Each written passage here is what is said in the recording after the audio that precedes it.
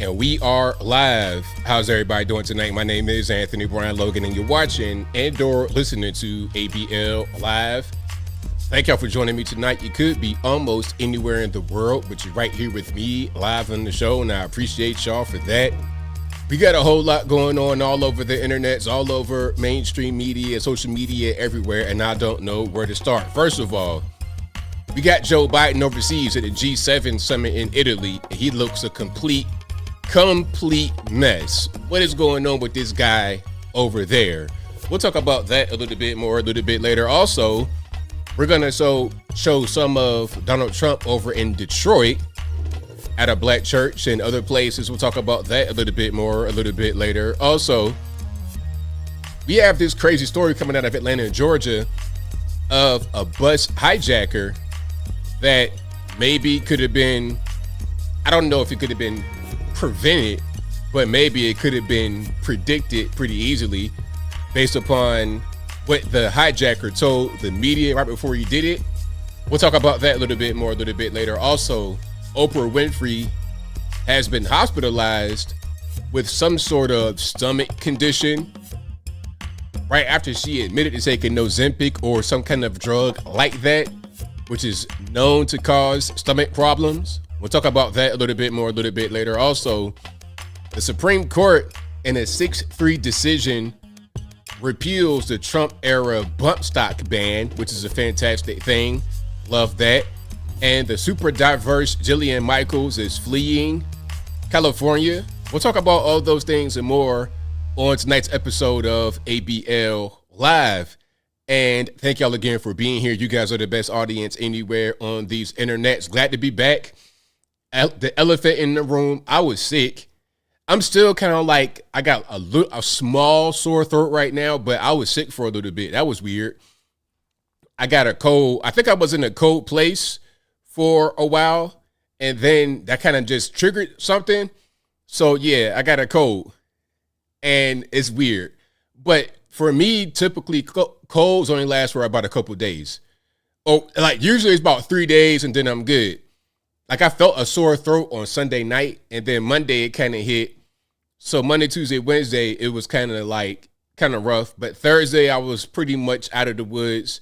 Friday I was much better, and Saturday I'm good to go. So I could have probably did the show on Wednesday, but it had been a bunch of coughing and whatnot every 10 minutes. So I wasn't trying to transmit. Somebody said bird flu. And people always talk about the worst thing. That's the what's the name? What's the name of that website? You know what I'm talking about. When you go online and diagnose yourself, I have a headache. Oh, you got a brain tumor. It's like, whoa, wait a minute. Wait just a minute. I just got a headache. I just got a cold.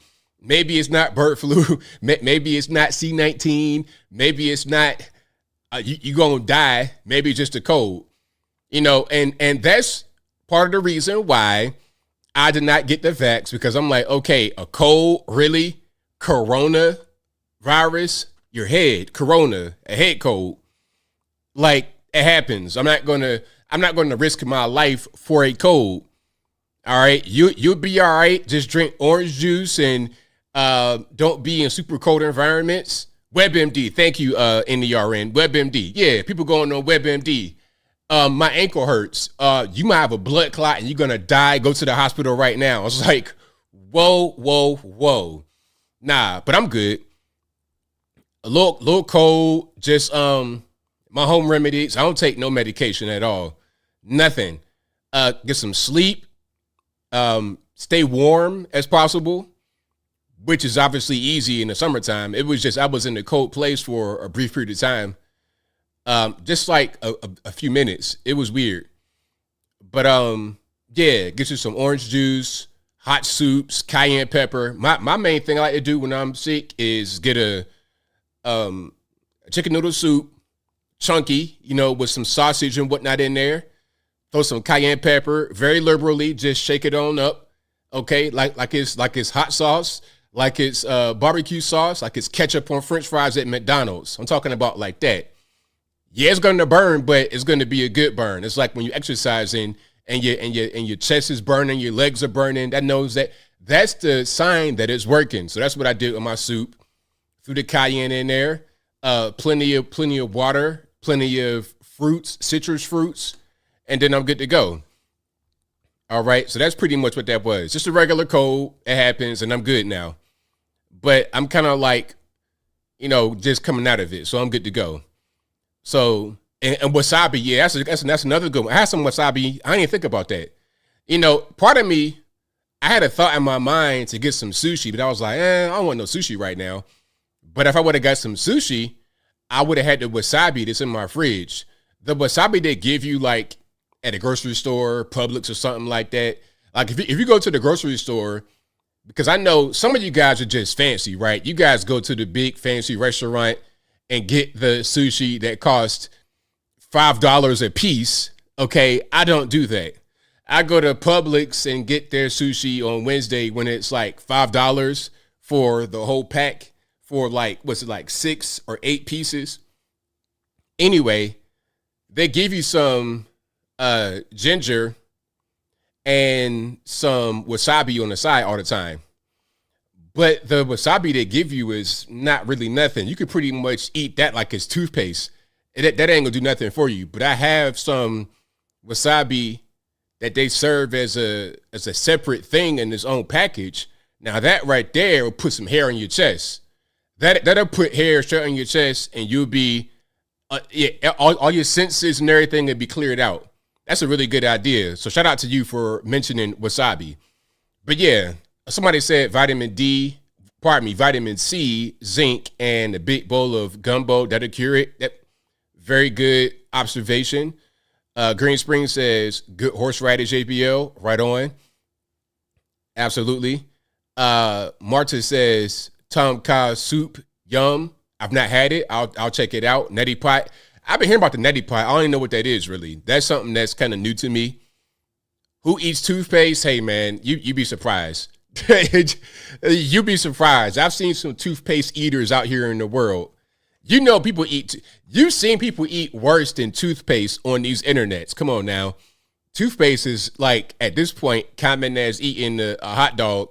People eat hot dogs on the streets of Los Angeles. Okay, you leaving the Raiders game, you be in the alley full of garbage, and then they selling hot dogs. Hot dog here. I don't want your hot dog on the streets of Los Angeles. All right, I'm good. You in the food truck, or you're not even in the food truck. You're in the cart. Ain't no water, hand sanitizer, nothing, nowhere. You got your bare hands talking about something. Do you want a hot dog? No, thank you. Actually, I appreciate it, but I appreciate the reaching out, the courtesy, but I'm good. Anyway, we got a lot going on tonight. Shout out to you guys for being here. I missed you guys on Wednesday. I had a little cold, but I'm back and I am good to go. If you like what you're hearing so far, if you enjoy the content in general, if you enjoy the channel, please give the video a thumbs up, like the video, share the video, do all that good stuff. That'll help me out tremendously. Shout out to the sponsors, of course, as always. Shout out to patriotpost.us, your best source of news and information anywhere on these interwebs.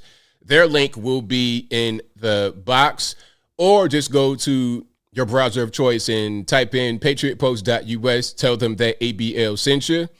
Also, go to the merch site, ablmerch.com. That is ablmerch.com. We got the hats, t-shirts, stickers, hoodies, mugs, and more right there on the website, ablmerch.com. Life with Sean, you're wild. Life with Sean, I'm going to read your super chat because I just caught my eye and it's funny. Life with Sean says, ABL is back. Thought he ran off with a 70-year-old he met on Hinge or ran into someone with a monkeypox dog. Thank God he's back. Hey, shout out to you. I think that remark is from when I was talking about on my Uncle ABL channel, which is a great time to plug the new channel. If you guys are not subscribed to it, please do so. I'm getting a lot of good interaction, a lot of good comments. People are really supporting the channel, so thank you guys for that. And if you've not subscribed to the new channel, Uncle ABL, where I talk about relationship topics and more life advice, how to stay fit, how not to be a bit back. People got offended at some things I said on that channel and on this channel. All I said was Oprah back in the 80s was big as a house. Now, for that remark, oh, you're so insensitive. That's why she's on Ozempic. It's like, look, it ain't my fault she was a bit back in 1987. She was as big as a a Volkswagen Jetta right now. She could fit a family of 4 and the baby in the center console back then. She was big. It is what it is, man. And look, you know what? See, check it out. You know how people can say things that could be considered racist if they are the race that is typically protected? Like, I could say things because I'm black, right? Like, if I wanted to, although I don't do that, obviously, I could say the N-word and get away with it because I'm black, right? That's that. It's the same thing as making the fat joke. I used to be fat too. Since I used to be fat, I can make fat jokes and you can't get offended. Ain't that how that work? Ain't that how that work in the hierarchy of things? I've said it before. I'm 6'3". At one point, I was nearing 300 pounds. I've gotten as low as 180 pounds. So in my life, I've lost 100 pounds. So I can make fat jokes. I was like looking like I might have been an NFL player who fell off. It's like if you were to see me back then, you'd be like, is everything okay? Why are you not in the league? What's going on? I was that kind of guy. I wasn't like a big belly type of guy. I was just big for no reason. If you're not in the NFL and you're that big, you're not a security guard. It's like, why? Oprah was a big back then. Anyway, I digress. Let's keep on rocking and rolling. You guys, please subscribe to Uncle ABL if you've not done so already. Also, please visit my regular website, anthonyblogan.com. That is ANTHONY, the letter B, LOGAN.com.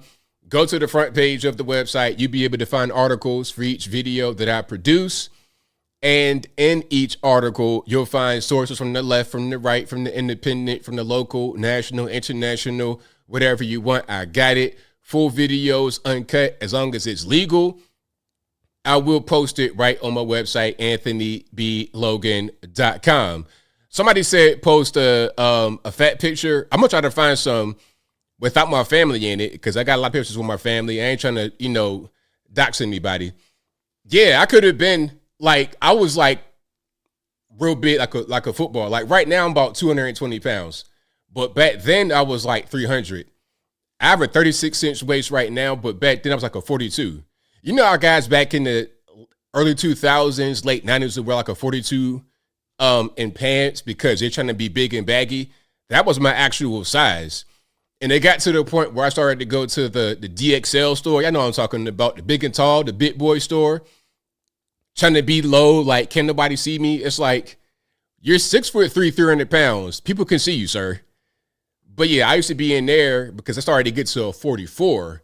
Once I started to cross that boundary of 42 to 44, then I had to go to big and tall. I'm like, okay, now I got to stop this big back nonsense. I got to stop this. I can't go down this road anymore.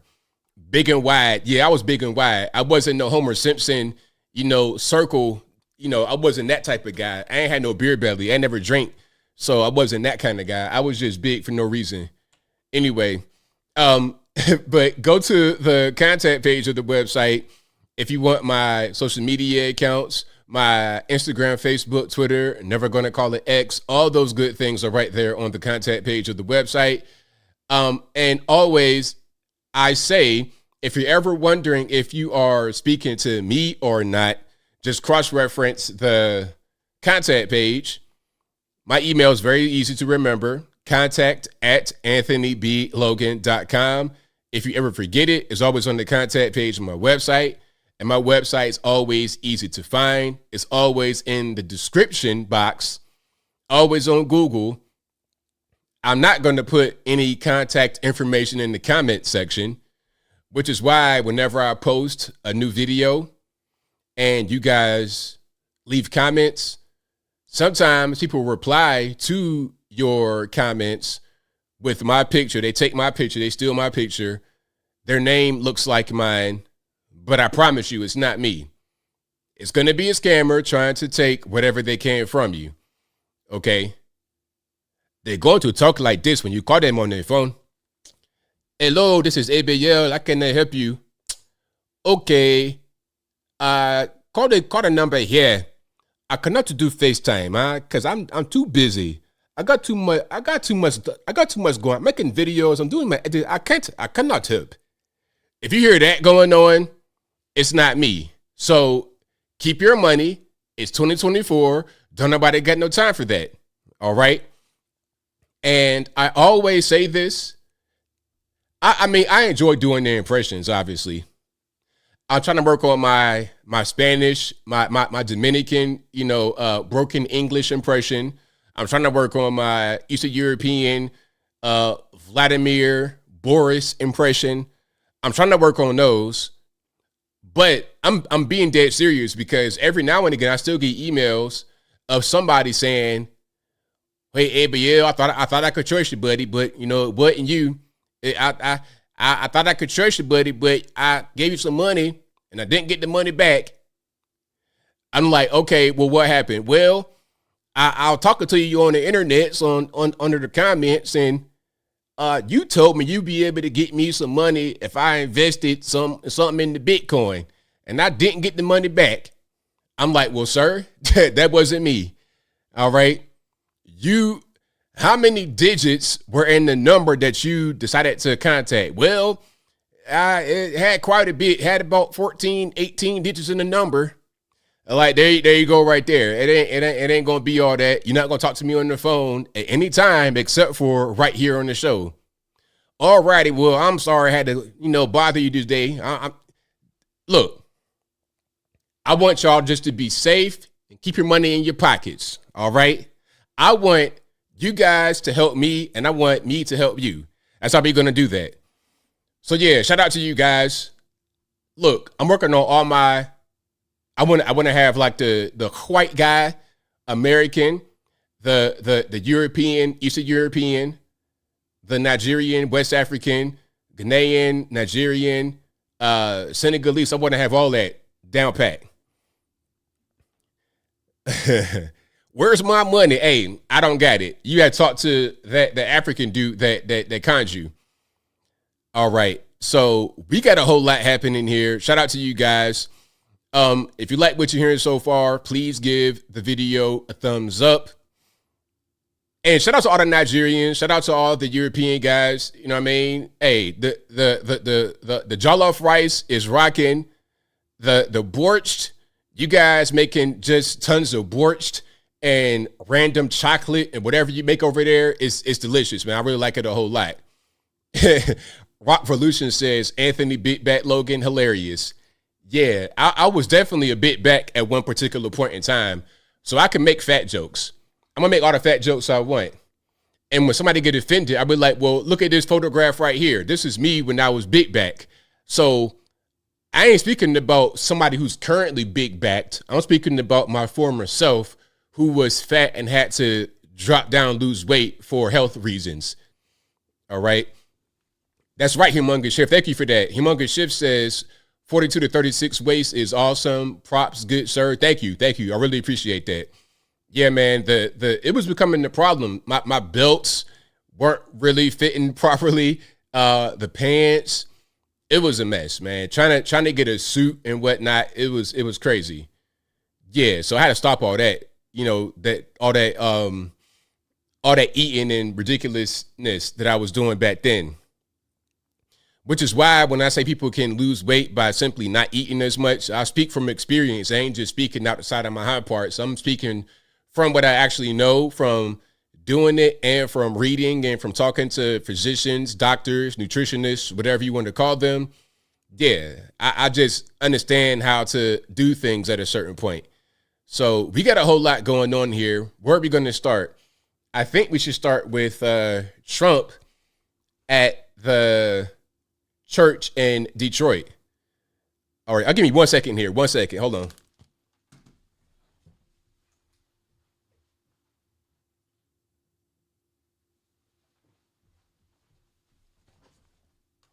All right, I'm back. It got a little bit hot in here. I was trying to keep the air at a certain level because I like to keep it warm when I'm getting over a cold. But I started to sweat a little bit up under this hat. I'm like, no, we ain't gonna do that. We need to have it just a teeny bit cooler.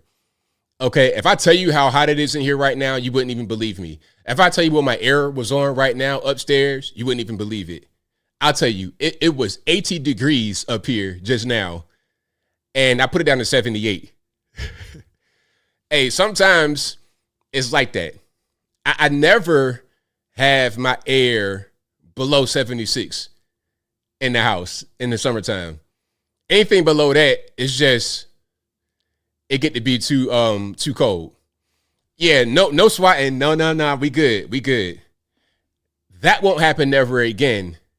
Some of you guys may have seen my sponsored video with the company I have that helps protect my identity online. Like, that stuff really works. So that's never going to be an issue again. Also, aside from that company I have that helps me, and I got another video with them coming out pretty soon. Aura, shout out to Aura. I got a video coming up for them on Monday, I believe. But aside from that company, I also know people locally. I got my neighbors, and then I know the sheriff. I know too many people out here for that to happen again. Yeah. See, there you go, HR1. Keep our AC at 80. Yeah, absolutely. Heat Shield says 76. That's insane. More like 70. I cannot live with you. Yeah, you couldn't. 70. At 70, at 70, that's how I will get it cold, because it's too cold. But then again, it depends on you. If you're like, well, I'm not fat, but I'm big. You understand? I'm like an athletic type of big. But anything below 76 in my house specifically is going to be, it's definitely going to be cold, especially downstairs. Right now I'm upstairs. Obviously the heat going to rise. So 76 downstairs is different than 76 upstairs. 76 downstairs is going to be actually warmer. It's kind of hard to explain, but I digress. 68, Darren, my man, 68. What in the world? Listen, 68. If it's that temperature outside, I'm wearing a jacket. I'm being serious. If it's 68 degrees in the evening outside, I have a jacket on. You know, it just depends, man. I am tropical. I'm 100% tropical. I can't do the cold weather. Like, people living in New York, I don't know how you do it. You living in a cold place where it snows, I can never. I can never, man. That's part of why I left Virginia. It started to snow too much. I'm like, nah, we ain't doing this. When I was a kid, it would rarely ever snow in Virginia. Virginia Beach, Norfolk, that area, obviously. It would rarely snow. But toward the end of me staying there, like 15, 16, 17, it is snow every winter. Where I live now, it didn't even snow this winter at all. I think I'm lying. It might have been a dusting one day, and it vanished almost in the same day. Snow to where you got to have a 4-wheel drive and like push through it, and you got to shovel snow. Nah, I'm good. I am good. Exactly, Angie P says you freeze at 68. Exactly. That's too much. All right. Let me see. I'm gonna keep on going here in a minute. I'm gonna read some more of the chat, and then I'll keep on going with the content. All right. Let me see. 70. Yeah. Perfect. Grow room. Grow room. Hey, I don't know nothing about that. Okay. We got the feds watching. I don't know nothing about that. I'm all about doing legal activities. I'm just trying to survive out here in these warm weather streets. You're right, Hannibal. I would not do well in the Arctic Circle. I'm gonna stay away from any kind of cold place. Okay, Denmark and Norway, I'm cool. I'm good. It looks very pretty in pictures and clips. I can admire the beauty of the Arctic Circle from afar. I don't need to be there. You put me in a like a tropical place like Miami, love it. Love Miami. Miami, like the beach, when it's like July, August, I was in Miami in September of 22. Loved it. But Colorado in December, man, nah.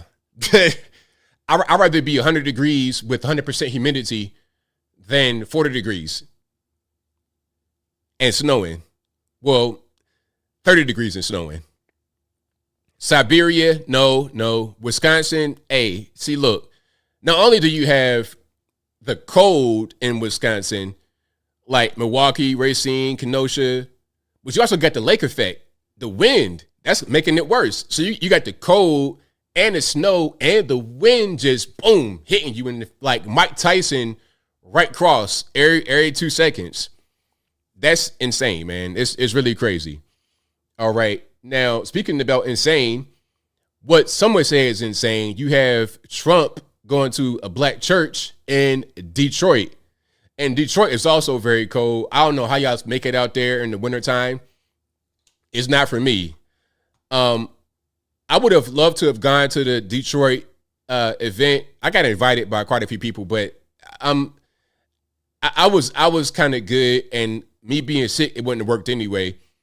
But let's check it out right here. All right, let's get some sound. That might help. Now, he's at a black church in Detroit. You got some rappers and whatnot in the building. We're going to see that in a minute.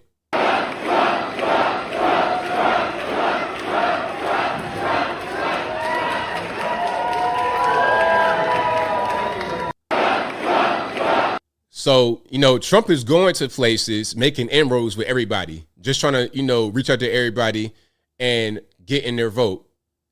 So, and some are going to say it's a waste of time, but look, if you could turn a few votes, if you could just get something going in these places, it's better than nothing. So shout out to Trump for going there. All right, out there in Detroit, Michigan, there's a Turning Point event out there in Detroit as well. So shout out to everybody out there in Detroit right now. Hopefully you guys are enjoying yourselves. All right. And here we go with a picture. This is Icewear Vezo and who is this? Peasy. All right. So these are really popular Detroit rappers. I've not heard of Peasy. I've heard of Icewear Vezo, but I'm a little bit too old, I guess, for his music. Although he's not that much younger than me. He's like 4 or 5 years younger than me. Speaking about Icewear Vezo specifically. I don't know the other guy. But these are really popular rappers. They got stuff going on their level. They're pretty well known. So you're seeing a lot more of this. You saw the guys in New York. And it was funny because when he was with the guys in New York, Sleepy Hollow and the other guy, the news said, oh, these guys are involved in, these guys are charged with a shooting and some gang stuff. It's like, charged with? I was like, so now all of a sudden you want to put people's records out there and say that they are, accused of X, Y, and Z. And if this was any other time, doing something like that would be considered racist, because why would you put that out there about these young black men trying to meet the president? But now, because the president is persona non grata, all of a sudden it's okay to do it again. See, people just change up their standards whenever it benefits them. So I'm at the point now where I do my own thing. I don't even care what anybody says, because whatever you do, whatever you say can be misconstrued and used against you. So as long as you're doing the right thing and you're on the right path, that's all that matters. If someone wants to take what you say and use it against you, they will. You could say, hey, you know what? I love everyone. They'll take that and use it against you. So just do your own thing. Don't even care what people say. Okay. Now, this is him coming to the stage in Detroit.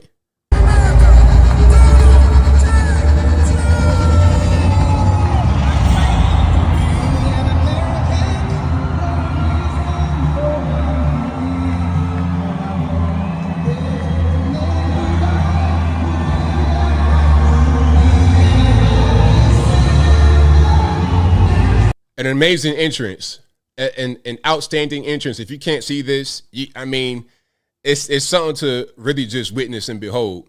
Now, I've never seen I've not been behind stage when Trump has come out, but I have been like right in front of the stage. The last time that I saw Trump, well, I guess it might have been the last time. It's been a while, but when I was in the White House last, this had to have been 21. No, pardon me, 20. This is 2020. And we were on the White House lawn, and there was he came out like on the balcony, I guess, or like a podium that was right there by the lawn. I was right in front. And to see him come out, although there was a whole big audience behind me, a whole big crowd behind me, it was like I was only one there. It was a crazy experience to have. But yeah, shout out to Trump. Yes, an amazing song, an amazing entrance. All right. Now, I think there might be more from Detroit, but he's out there right now. And I'm going to keep on rocking here. And if you like what you're hearing, you know what to do. Please give the video a thumbs up. Like the video, share the video, do all that good stuff that'll help me out tremendously. All right. Look at how. Give me a second. I'm going to load this up right here. And then we'll keep on moving. We will keep it moving. And of course, I will get to Biden at G7 in Italy later. I do have those clips already queued up and ready. I look at how Joe Biden. Let me see. This is from a Detroit community leader. He says, I look at how Joe Biden allowed Afghanistan to collapse and allowed our soldiers to die. It angers me. We had a president who loved our soldiers, and we need to put our president back in office. I look at how Joe Biden became the president and allowed Afghanistan to collapse and allowed our soldiers to die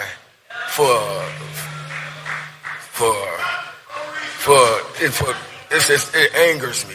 And we had a president who loved our soldiers, and I heard you in the background, Jasmine. Shout out to Jasmine. We need to put our president back in office. And I just want to know, President Trump,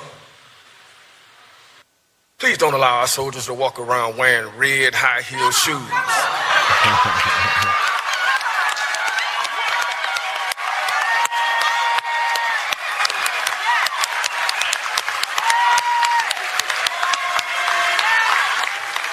Thank you, fellas.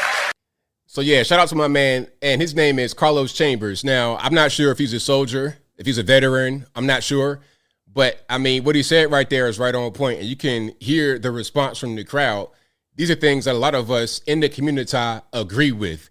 Now, if you tell it to the mainstream media, they'll say these things are homophobic and sexist and racist and all the other opes and this. But we agree with these things. And, you know, at a certain point, a few years ago, it would have been considered common sense. But now the left has gotten so crazy that what's common sense is no longer common sense. It's crazy. And speaking about that, I kind of want to skip to Jillian Michaels. You guys may or may not know who that is, but Jillian Michaels is best known for her fitness, for being a fitness expert, I should say. And she got into a little bit of hot water a while ago because she was talking about obesity and how it's not a thing that you should really strive for. You should like not be in favor of being fat. You should try to lose weight and be in shape. And for that, she got canceled because that became the wrong thing to say in Los Angeles and Hollywood. But how do you tell a fitness instructor, a fitness expert, that she's wrong about obesity being bad? How do you tell anyone that is a brain carrying human that obesity is a good thing and it's not a bad thing? Let's check this out right here. I agree. All right. This is Jillian Michaels on Sage Steele's podcast. I grew up here. I'm a woman. I'm a gay woman. My mom's a Jew. My dad's an Arab. I have a black. Now let's go back. She's speaking about herself right now. She gay. Jillian Michaels, she gay. She is Jewish because her mom is Jewish.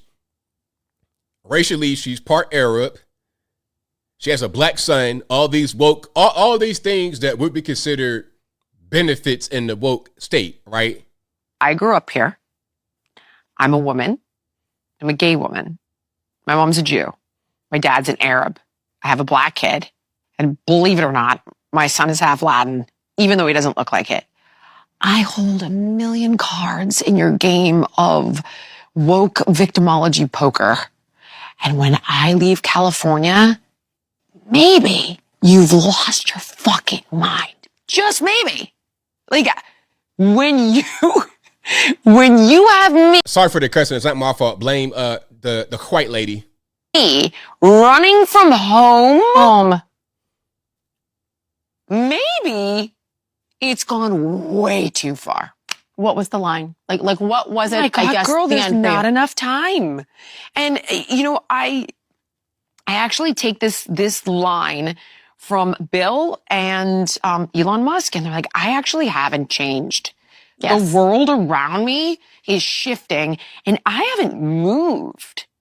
So some of these laws that are passing here are absolutely fucking mind-boggling in relation to crime, protecting our kids. Like, we're decriminalizing everything, which arguably I would probably be okay with, but we're not regulating any of it. Now, I'm going to stop right there because the thing is, a lot of these, as I was saying in my video about this earlier, a lot of these Californians, they vote for stuff like drug legalization. They vote for stuff like decriminalizing sex work, and they vote for these things, but they don't understand what's going to happen in reality. They'll vote for a thing like, hey, let's not punish sex workers. Okay, well, what's going to happen now is you're going to have an influx of it, and you're going to have girls on the track 24/7. You can't say, let's not punish them, and then when they're everywhere, complain about it. Well, how are you going to not have them out there if they are not going to get punished? That can't at the same time exist. Like, look, I can just be outside walking around chilling. All right. I'm not doing anything. I'm not bothering anybody. But if I'm soliciting something from somebody and I'm in the wrong area and I have on the wrong outfit, I can be regulated. But when you say, nah, don't do anything, leave them alone, let them be free. Okay, let them be free.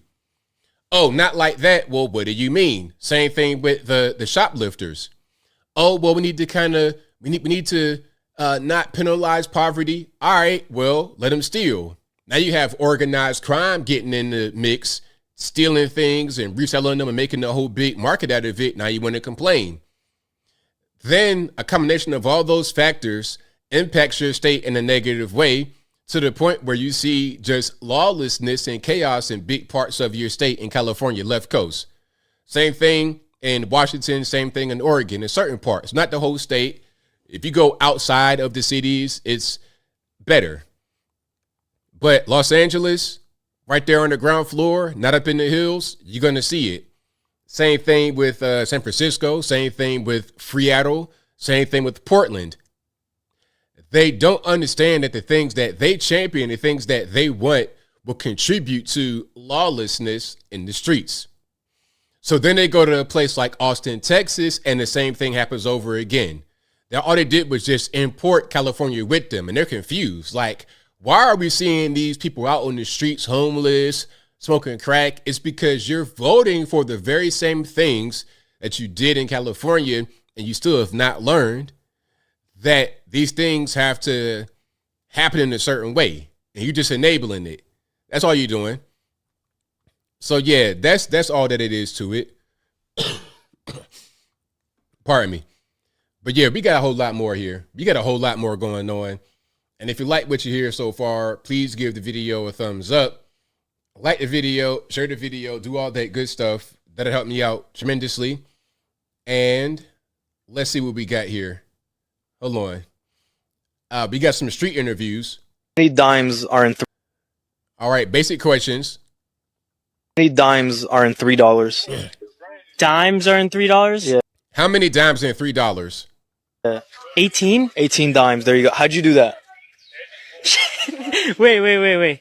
So there's 6 dimes in $1. Facts. So there's Wait, dimes 10 cents. Dimes 10 cents. There's 18. There's 18. 18? All right, You're making me think Nah, I'm wrong. yeah, my bad. How many dimes are in $1? That's a lot of math. I don't know. I don't know. Yeah. All right, last question. How long is a quarter of an hour? 25 minutes. There you go. Thank you so much for your time. Of course. Yeah, thank I haven't you. done math in forever. Yeah.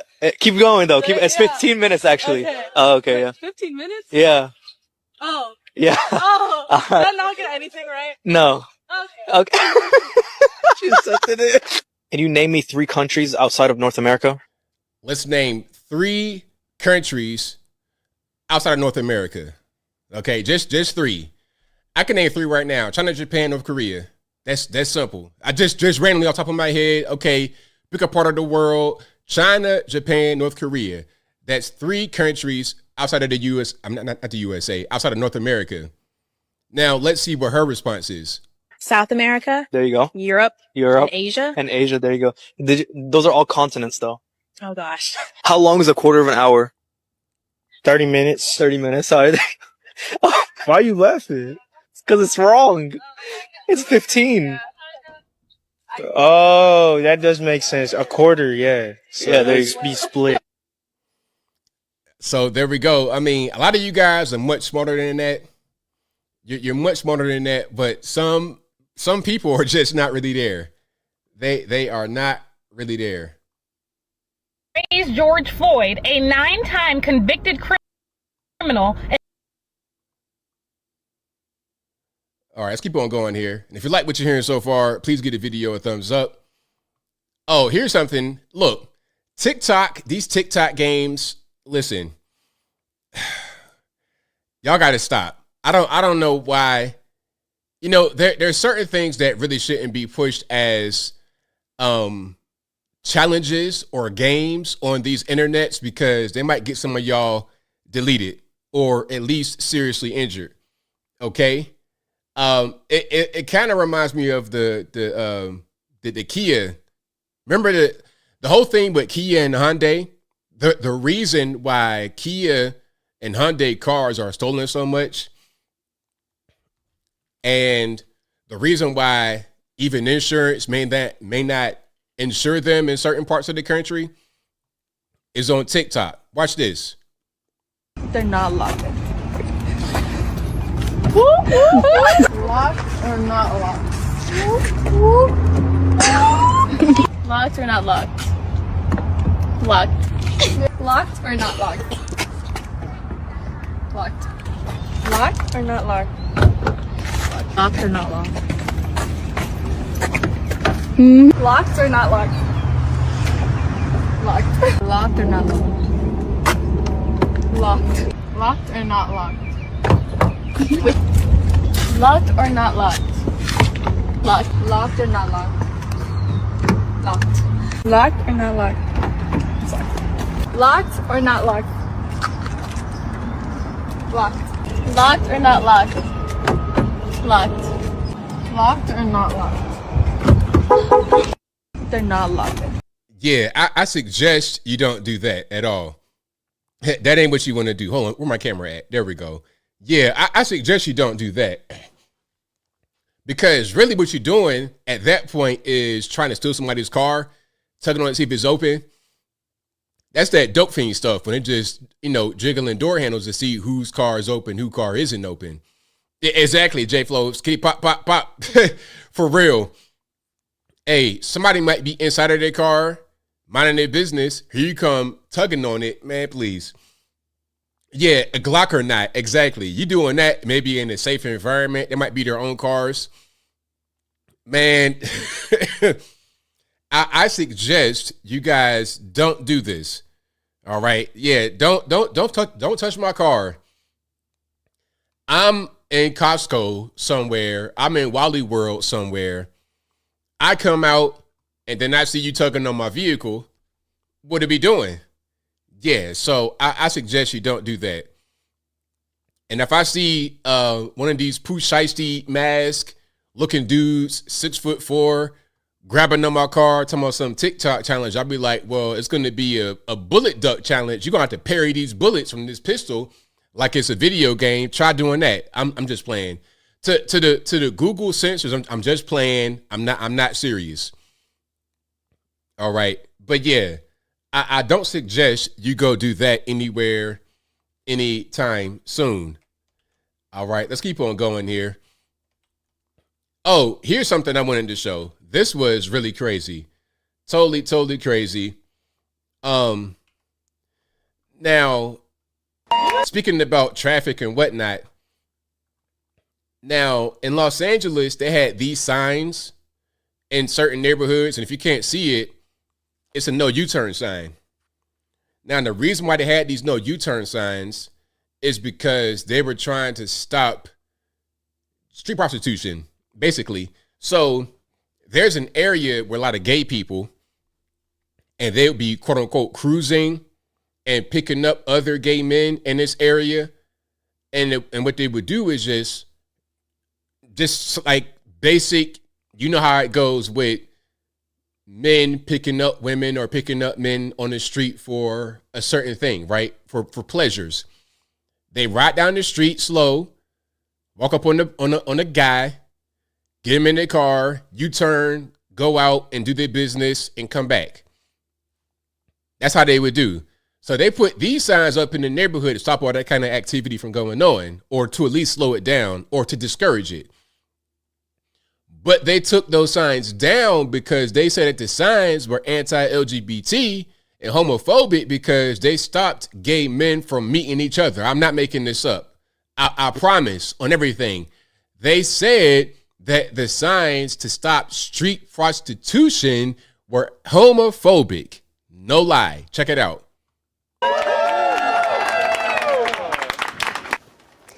LA City Council members Hugo Soto Martinez and Nithya Raman were on hand today to help remove the signs. They say the no cruising and no U-turn signs were put up in the 1990s to prevent people in the gay community from meeting up with other gay people. Huh? Is that what it was? So why did the sign say between midnight and 6 a.m.? Obviously, we're talking about street prostitution. Like, why we gotta play games like that? I don't care if they gay, straight, or whatever. If I'm living in the neighborhood, like, it's houses right here. I'm not trying to have anybody. I'm not trying to have that kind of activity on the street. And this is what I was talking about when I was referring to Jillian Michaels earlier, talking about, yeah, let's just decriminalize. Stuff like this goes on, and it contributes to an environment deteriorating. This kind of thing would not be tolerated out anywhere where I live at all. It would not be tolerated. I was also surprised that these U-turn signs were still up. And at first, they seem a little, okay, it's just a no U-turn sign. But when you learn the history of it and you realize that these were used to profile gay people.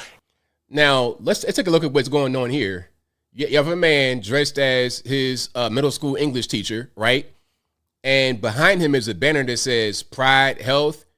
And then it says baby gay. I don't know what that is. Like, I don't really want to know. It's so important that we have these removed. The LA City Council members say the signs were put up after the gay community began to grow and because there was a gay bar in that area.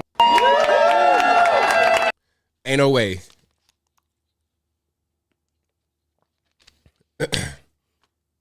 Yeah, he might be a little gay, maybe. But yeah, that's crazy. I don't care what you identify as or whatever. That's not it. That is not it. Baby gay, look, I don't know. I have no idea what's going on. But that's what's happening right now in 2023.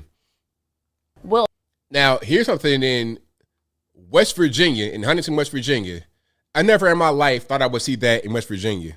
was joined by over 100 volunteers this weekend to complete their inclusivity mural. The 4th Avenue and 10th Street intersection is now covered with a rainbow gem, showcasing a piece of art that hopes to bring people together. This says to our community that we are welcome here. I think that's the most important thing about it. We are not always, obviously, given the impression that we're welcome in a lot of places. And this, just is a huge beacon, a symbol that we're welcome here. And it stands for everybody. Now, look, West Virginia, all you're going to do with that is create a big target for people's F-150s to burn rubber on. That's all they're going to do. It's going to be a big target. West Virginia, really? That's my neck of the woods. Like, that's not a thing that's not a thing out there. It's just, I don't even know why they did that. Now, here is the aftermath.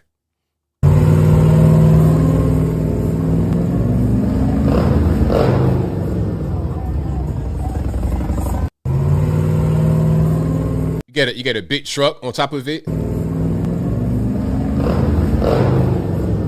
Got a bike. Everybody that drives by is gonna do that. If I was out there right now, I'd do that. I mean, you pretty much just saying, hey, yo, come burn your tires right here. All right, here's another one.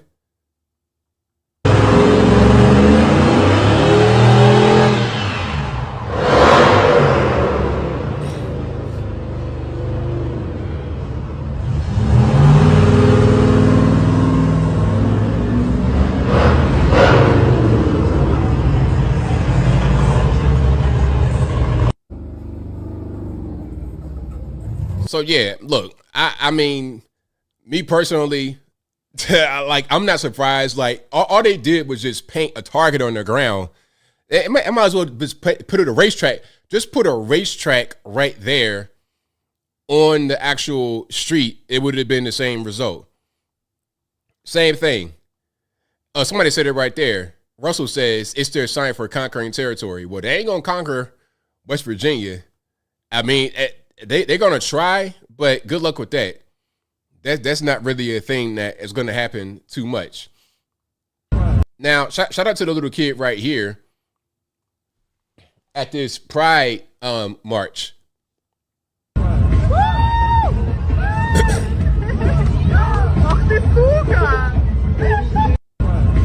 I don't know where they are as far as what country they're in, but this headline, if I'm wrong, y'all correct me. It says, right-wing extremist boy at an LGBT march. So because he does not like the LGBT movement, it makes him a right-wing extremist. Like, what part of the game is that? He appears to be dressed normally, a normal boy, just not into all this LGBT stuff. But if he's on the float with them at his age, 10 years old, maybe 11 years old, then he wouldn't be an extremist. Yeah,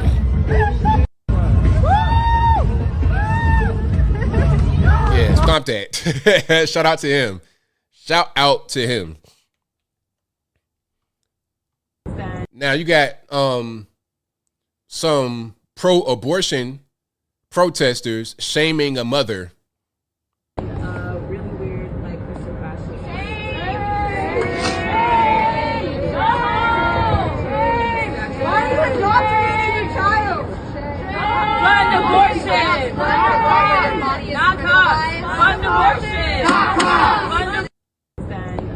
So fund abortion, not cops, as she's carrying a baby and a little what's that? A stroller? I don't know what that is. Y'all pardon me. Pardon my lack of certain knowledge.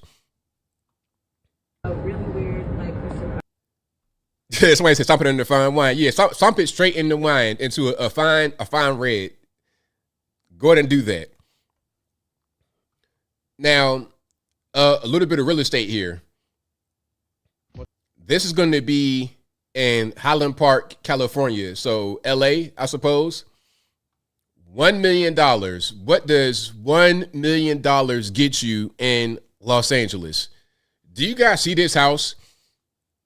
Now, look, I mean, first of all, look at the lot that it's on. You're talking about an alleyway at best.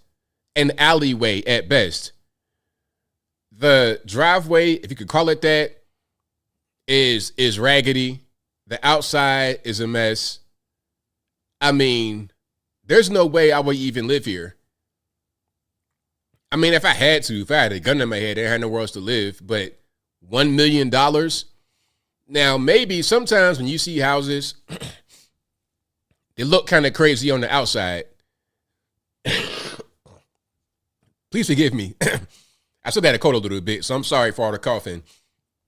If this was Wednesday, it would have been nothing but coughs. It would have been a podcast about coughing on Wednesday. But this right here, sometimes they look good from the outside. And they don't look good on the inside.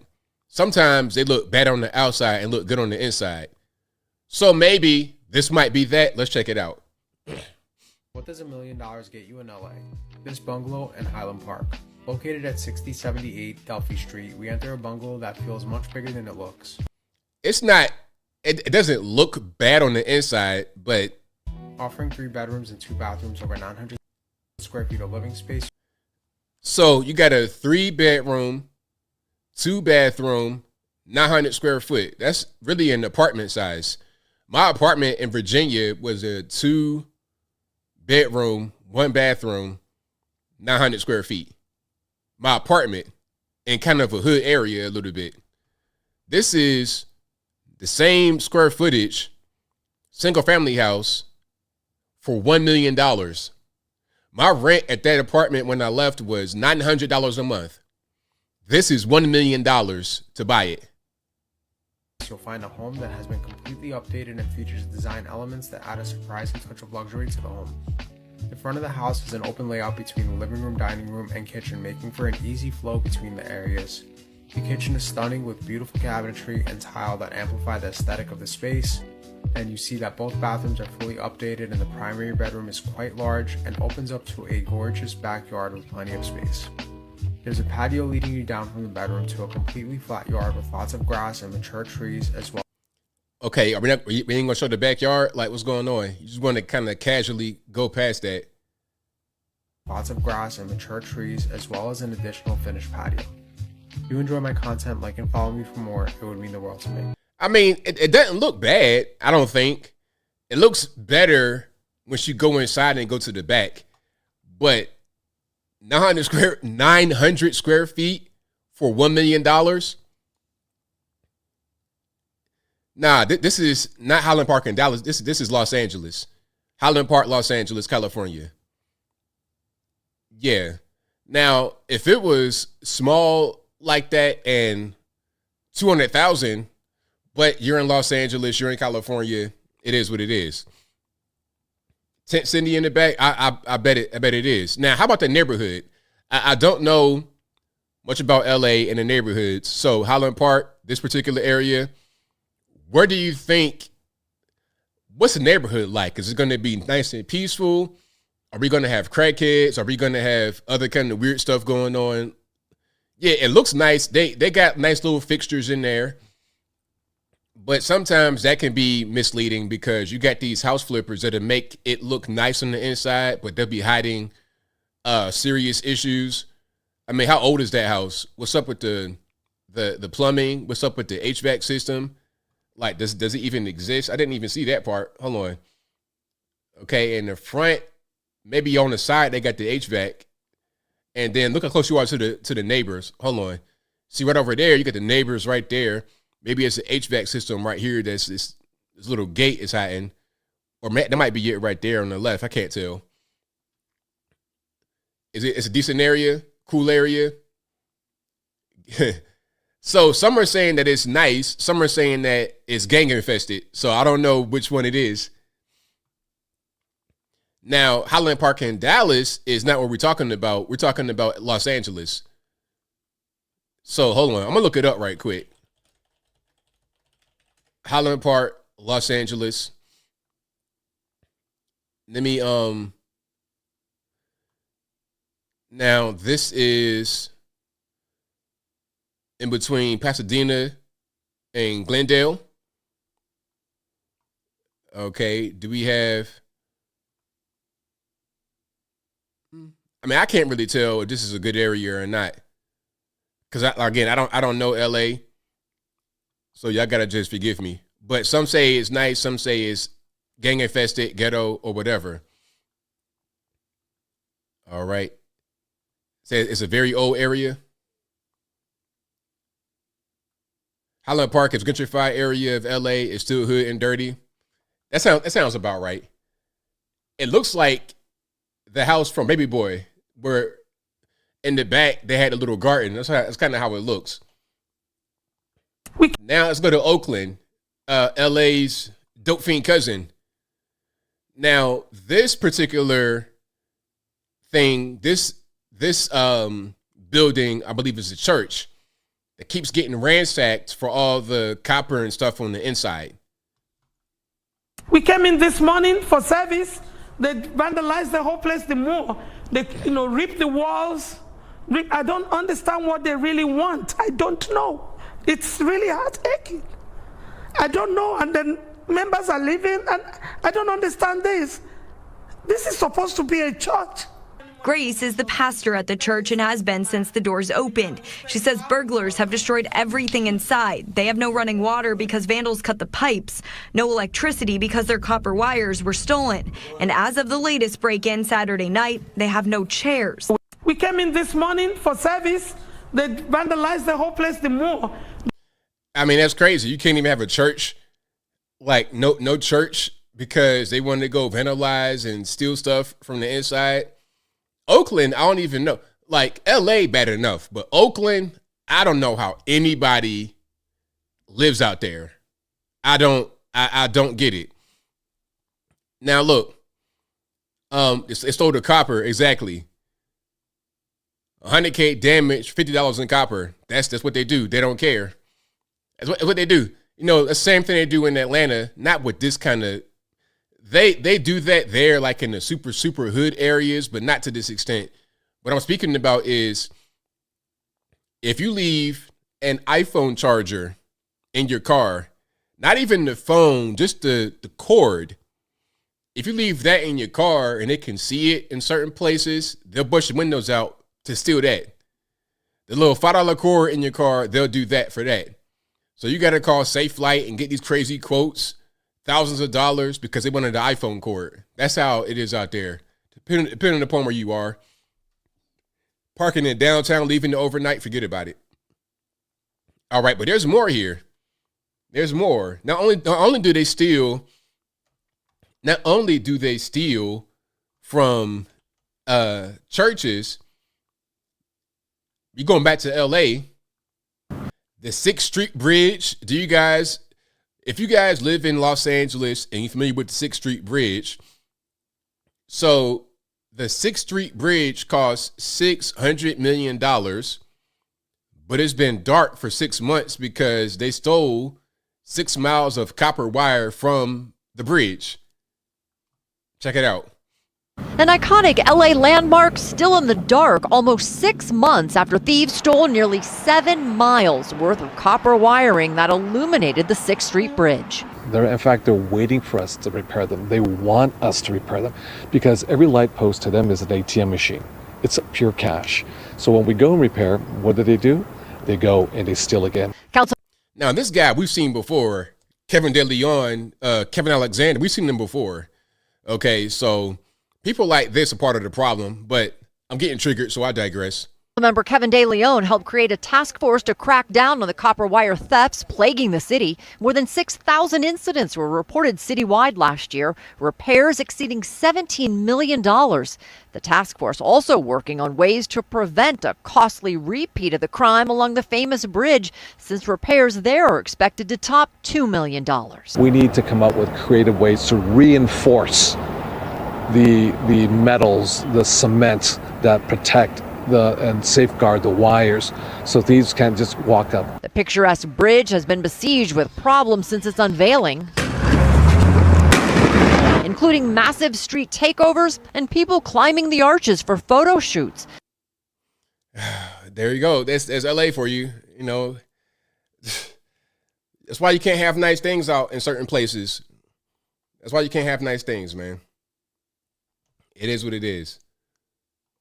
All right. If you like what you're hearing so far, please give the video a thumbs up. Like the video, share the video, do all that good stuff. That'll help me out tremendously. Now, on a good news thing, we have the Supreme Court overturning the Trump-era bump stock ban in a 6-3 decision. Now, this is good news for everybody that's interested in the Second Amendment, interested in guns at all. This is fantastic news. A lot of the leftists are going to hate it. But the reason why the bump stock ban even took place is because of the 2017 shooting at the country concert in Las Vegas. And they said the guy had a bump stock weapon that they confiscated after he shot up a bunch of people at the concert. Like 50 or some people died. It was really crazy. But the bump stock, I mean, that wasn't the catalyst. It was this guy that was shooting indiscriminate. Now, let's check this out right here, because the lawsuit was brought about by a guy by the name of Michael Cargill. He had help, of course, but it was his name on the actual lawsuit. He's a gun shop owner in Texas. So check him out. Breaking news. I did it. Michael Cargill versus Merrick Garland. The Department of Justice, Alcohol, Tobacco, and Firearms, the bump stock lawsuit. I beat him in the United States Supreme Court. I was told over 5 years ago, why are you going down this road? No one cares about bump stocks. Let's go ahead and let them take the bump stock. But instead, I stood and fought. And because of this, the bump stock case is going to be the case that saves everything. It's going to stop the ATF from coming after their brace, the triggers, all different parts and pieces that they're trying to ban. And I'm glad I stood up and fought. So now we have a case that is case law that we can move forward around this country and defend our Second Amendment rights. As always, more guns equals less crime. So the thing about bump stocks, and shout out to Michael Cargill for doing that. The thing about bump stocks on the back of the end of your rifle, they just help you pull the trigger faster. Ultimately, that's the long story, short version of it. And if they want to classify that as a machine gun, then you can't have your finger keep hitting the trigger. It doesn't make any sense. That's just not how a machine gun works.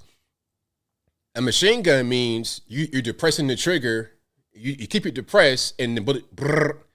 That's not how bump stocks work. Bump stocks, when you shoot, the recoil pushes the gun basically to your finger like this.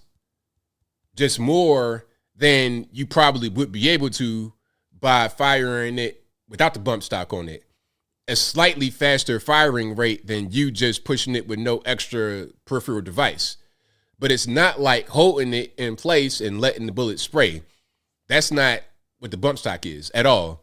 So the ATF tried to call that a machine gun, and the Supreme Court said, that doesn't fit the definition, so you can't just ban it under that pretense. So shout out to the Supreme Court for overturning the Trump-era bump stock ban. I'm proud of them. You only had 3 dissenting, and these were, of course, the liberals on the bench. I'm glad that we have 6 mostly conservative justices who are going to rule in favor of things that are obvious, like this one. All right. And the thing about it is, with people that are against Second Amendment, against gun owners, they're going to do a death by 1,000 cuts. They want to try to regulate magazine capacity, just like Joe Biden talking about, you shouldn't have 800 clips in a gun, whatever he said.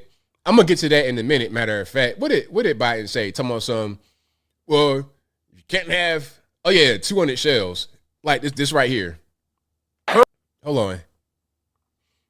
Who in God's name needs a magazine which can hold 200 shells? Who in God's name needs a magazine which can hold 200 shells? Well, look, check it out. In California, they have, pardon me. In California, they have some capacity limits on magazines, if I'm not mistaken. Like, 10 rounds in a magazine? for a rifle. It's like, what am I going to do with that? I'm gonna need at least 30, and I'm gonna need a few of those. And in some cases, I might need 100. Now, if I could fit 200 quote unquote shells in a magazine, and it made sense, and it was ergonomic and comfortable, or not extremely heavy, then why not? Why not? But yeah, people like this have no idea about guns at all. So that's your guy Biden, and we're going to get to him in a minute. We're going to get to what he was talking about at the. Oh, I forgot about this one right here. Hold on. Remember this one? This was a gem back in the day about the bullet taking long inside your body. They showed me a X-ray. He said a 22 caliber bullet will lodge in a lung, and we can probably get it out, may be able to get it and save the life. A 9mm bullet blows the lung out of the body.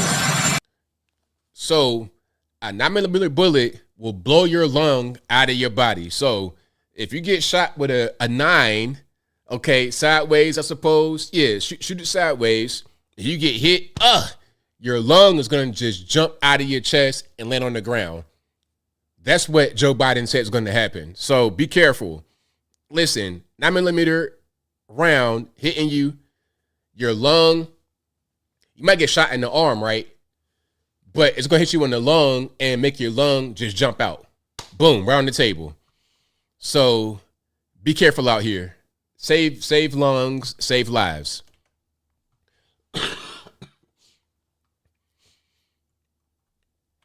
And if you like what you're hearing so far, please give the video a thumbs up.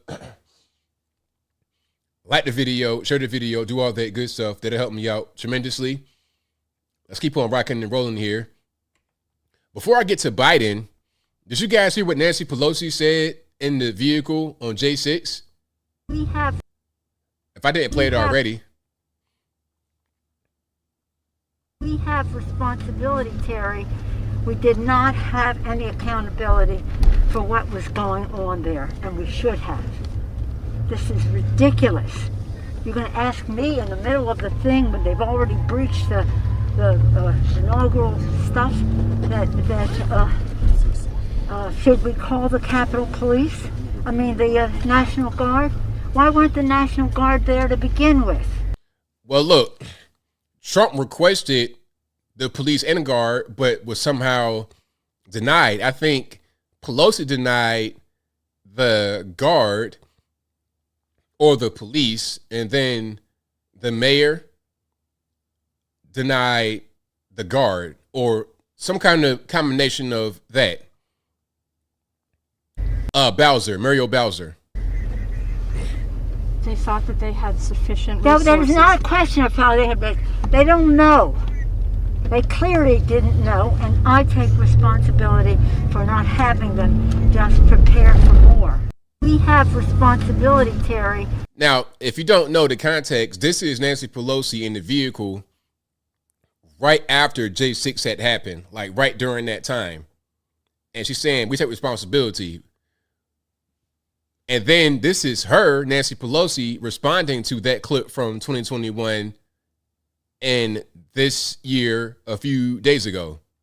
The fact is that the President of the United States, the former president, and his toadies do not want to face the facts. A toady? What is a toady? I feel disrespected.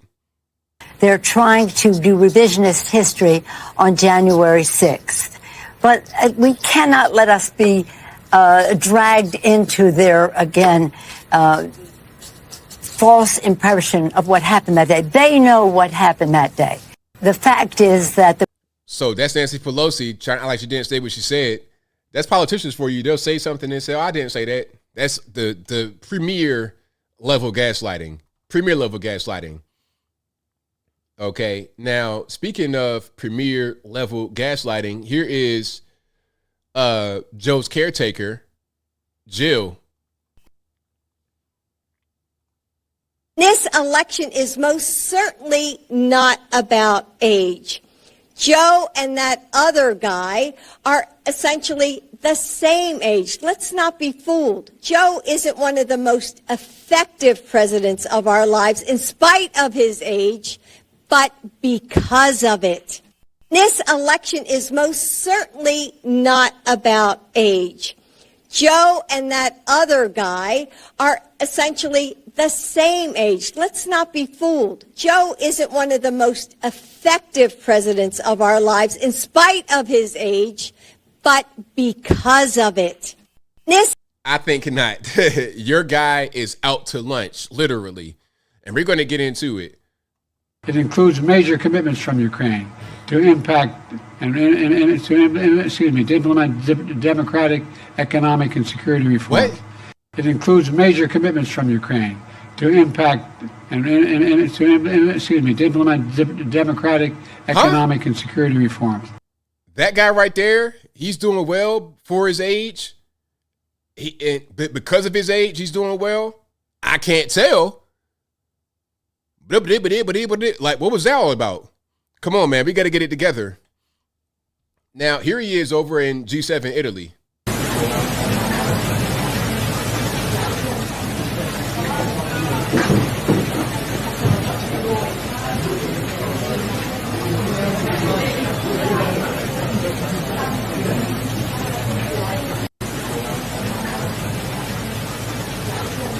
You got world leaders around him.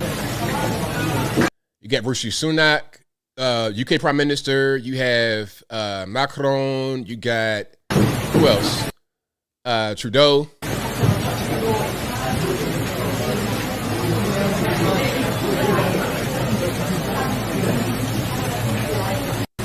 It's a lot going on here. It's a whole lot happening.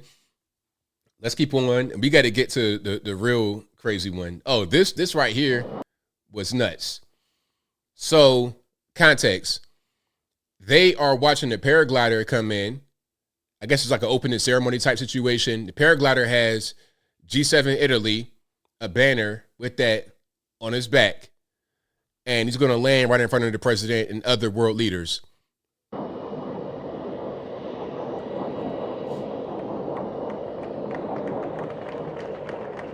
Now, observe Biden right here at the end of this group of people. Like, look at what he does. Just watch him. So everybody is kind of grouped together. I'm seeing Trudeau. I'm seeing other people. They are focused on the guy right here. Okay.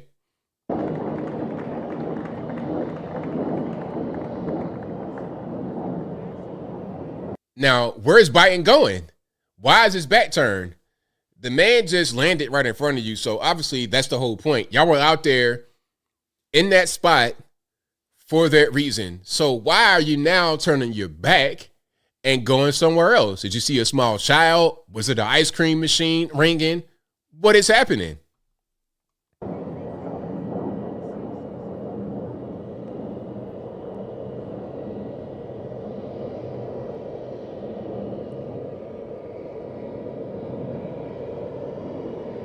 And is that excuse me, that's the Italian prime minister, if I'm not mistaken?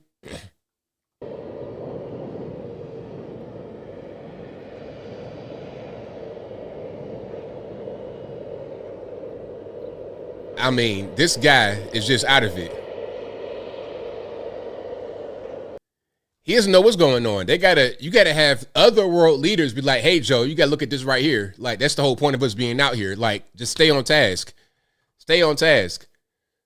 Like, look at this. And the young man right there is probably an interpreter. If you guys are asking who that is. Young guy with the bowl cut, it's probably an interpreter.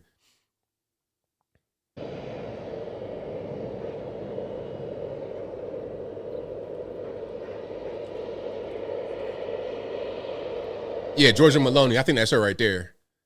So remember, this is in Italy. G7 in Italy. That's the Italian prime minister right there. She had to go get him. Like, hey, come on. Like, what kind of embarrassing nonsense is that, man? Like, shouldn't your leader of your country control himself? What is going on right here? everybody understands. We just saw a paraglider come in. The Italian president is right here. We're in Italy. He had an Italy banner on him. Let's focus on this. But he's over there.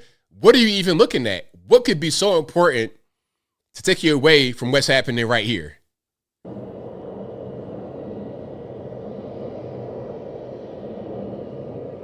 Look, she had to go get him. The Italian prime minister had to go get him. Embarrassing. But hey, that's the 81 million, right? 81 million votes. This is not fake at all. I've seen this video 1,000 times and in a bunch of different ways. It's the same. It's the same. It is 100% real. All right, so let's keep on rocking here. And somebody made an ad for Trump featuring this. This was hilarious. Hold on. Let me put it up on the screen and give you some sound right quick. The rest, independent, that's the best. Call us for a special caring touch. Visiting angels care so much. Hey, YouTube, don't give me no copyright on the Visiting Angels thing.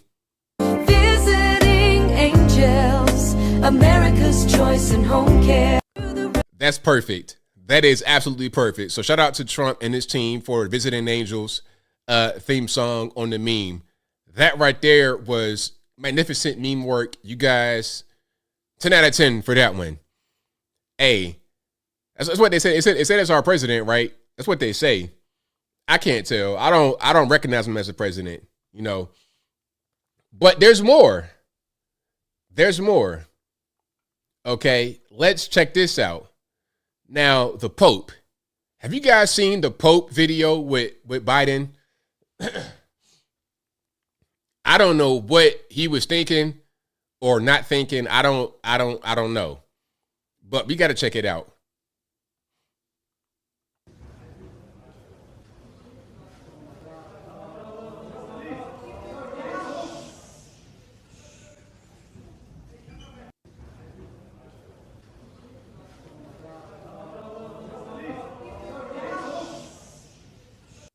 Why are they connecting foreheads? So you got the Pope like in the wheelchair. Biden's coming up to him. And for some reason, their foreheads are connecting. Why? What is the reason? Okay, I think I got a closer video of this. All right. Here we go. What? And there goes Javier Milei looking at him like, what is going on? What the fuck? Listen. I don't have any words for this. I just got a question. Why? What is the deal? I mean, look, that's the president, 81 million. The guy's out to lunch. He really is. Oh, and that wasn't even the worst thing. Before he went to G7, there was the Juneteenth celebration. Now look, okay. I'm gonna talk about Juneteenth briefly. Now, I hate, listen to me very clearly. I hate that they made Juneteenth a federal holiday. And the reason why is because they turned it into a joke. When I was a kid, I celebrated Juneteenth because my dad's birthday and my great uncle's birthday were on June 19th. Real talk. Not my dad's brother, but my dad's uncle. So my granny's brother. My dad's mom's brother's birthday was June 19th, and so was my dad's birthday. So what we would do every June 19th, we would celebrate June. We would go to my uncle's house, my great uncle's house in DC, in Southeast DC, and we would celebrate Juneteenth there. And it would be like a combination ceremony or celebration. It'd be Juneteenth, birthday party, family reunion, Father's Day celebration, all of that combined into one. Because it'll usually be right around this time of the year. Like if they were living today, my dad and my uncle, I would probably go to DC tomorrow and go to my uncle's house. It'd probably be about 20, 25 of us at the house. Some of my cousins, family, friends, or whatever. Before Juneteenth became subject for national attention, we would just have a celebration and that be that. But then when it became a federal holiday, everybody wanted to give their 2 cents, being wrong as wrong could be, making it be a joke, having these cringe and corny celebrations, making it be a racial thing and something to fight over. I hated it. I wish it just would have been obscure the way it was. But since it made it into a federal holiday, now everybody giving their ignorant opinion and kind of just upsetting me, really. And now both my dad and my uncle are gone. And I can't even really, even if I could celebrate it, I can't really enjoy it the same. It's just, I wish they would just leave stuff alone. And the only reason why they made this holiday into a federal holiday is because they were trying to spite Trump. Because they were trying to say that he'd be racist if he didn't do it. And what happened was there was a Trump rally back in, I want to say 2021. It was a Trump rally in Tulsa, Oklahoma. And it was supposed to be on June 19th. But people were protesting in Tulsa talking about, oh, it's a sacred day. And we had the race riot here, the Tulsa massacre. Although Juneteenth and the Tulsa riot are not connected at all. But people were trying to make it be like that. So I think Trump had to rally on a different day rather than June 19th to respect the people that were protesting. And ever since that moment, people who did not know about Juneteenth now know about it. So then it became subject to make it a federal holiday. That's the only reason. Most of y'all had no idea what that was. And I wish it would have stayed that way because, quite frankly, I don't like having to explain this thing to those who didn't care about it until 2021. Anyway, I digress. So now we have this happening at the White House on Juneteenth. Do y'all see this? Look at this.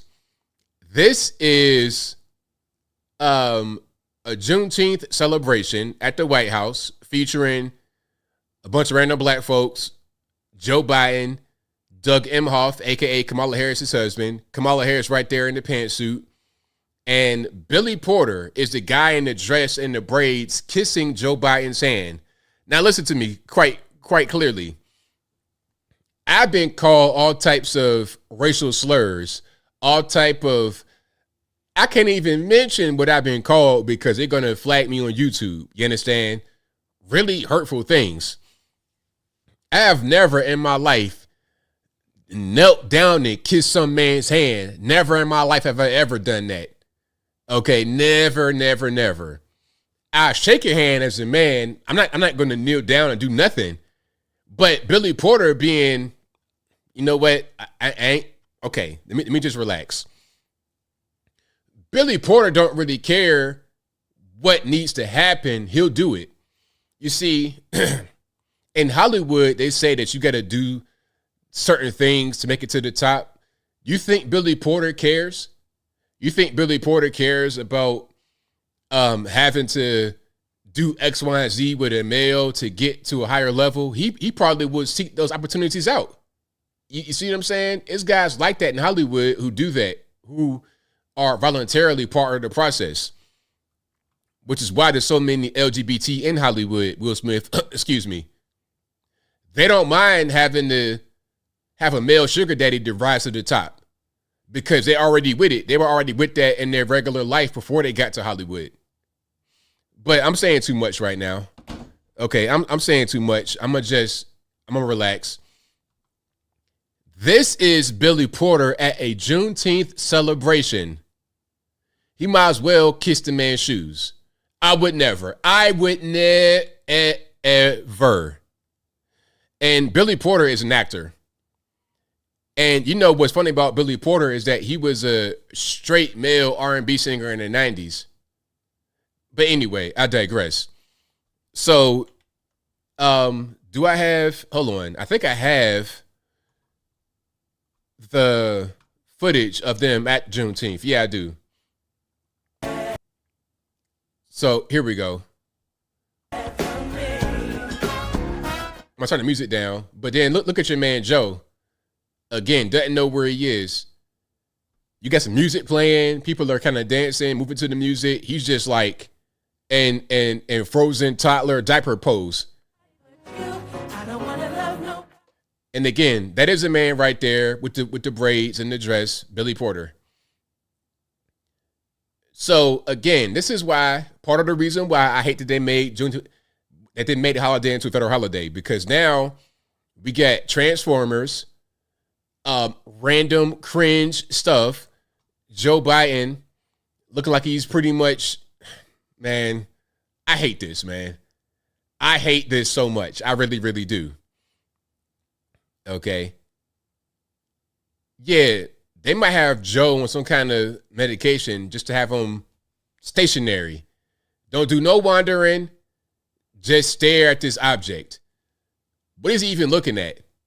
Is there a balloon in the sky? Is there a giant ice cream on a projector he could just look at and have that occupy his time? That's the guy. So again, this was a Juneteenth party at the White House, and there's your man Joe looking like he is Weekend at Bernie's at best. Yeah, Jim Adams says, yeah, he's very comfortable around black folks. Yeah, extremely. He seems to be very relaxed around the black folks. I don't think he even knows that they're right there, to be totally honest with you. I think that he's just, whatever they got him on, he's on it. And he's just going to stay in that pocket so he doesn't fall on the time parts as he's done before. Sorry for the coughing. I apologize. But if you like what you're hearing so far, please give the video a thumbs up, like the video, share the video, do all that good stuff. That helped me out tremendously. Somebody says, why does Kamala Harris's husband look like Benjamin Netanyahu? Well, you know, they're part of the same team. They got the same, you know what I mean? They got the same background. They're both part of the Jays. They could be cousins for all I know. All right, shout out to the Polish, shout out to the Jewish, shout out to Douglas Emhoff. But anyway, let's keep on rocking and rolling. All right, and we got a few quotes from Joe Biden posted by Trump. Let's get some sound and let it rock. We hold these truths to be self-evident. All men and women created by you know the thing. America is a nation that can be defined in a single word. I was in the foothills of the Himalayas with Xi Jinping. She knows so long as she is denied, our freedom can never be secured. We'll never forget lying around and him lying around actually.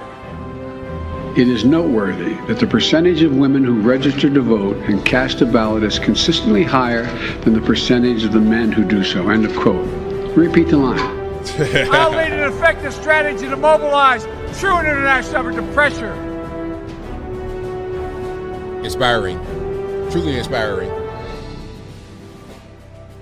Yeah, those quotes right there, man. Listen, if I was not trying to be a tough guy right now on the stream, I bust out crying. Them quotes were so inspiring, so touching. I mean, when he was mumbling through all of them, I felt that in my soul. I felt that in the core of my spirit. I really did.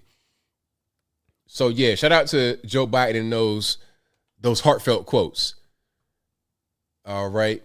Let's keep on going here. We got a little bit more to get into. Oh, this was funny. Do you guys know that Brandon Johnson spent $30,000 on hair and makeup in 1 year from campaign funds? Now look, okay, Brandon Johnson. Let's get a picture of him on the screen. And I think maybe they said he was buying clothes with that too. I don't know, but $30,000 for that. Now let's just get a look at my man. Of course, this is the mayor of Chicago. 30 grand Now look, I'm not trying to be the police of his looks. I'm not trying to be that kind of guy. All right. I'm just saying, if you're going to spend that much money, I'm trying to figure out where it went. You're buying suits. How many suits do you need? You could buy gray suit, blue suit, black suit, and you good to go. That's all you need. You good. And you can have different ties, different shirts, different shoes, mix it up like that. You don't need that much. Okay. Maybe get you like an overcoat or something like that. You good to go. 30 grand on hair and makeup, and you got this little Roscoe Dash type situation right here.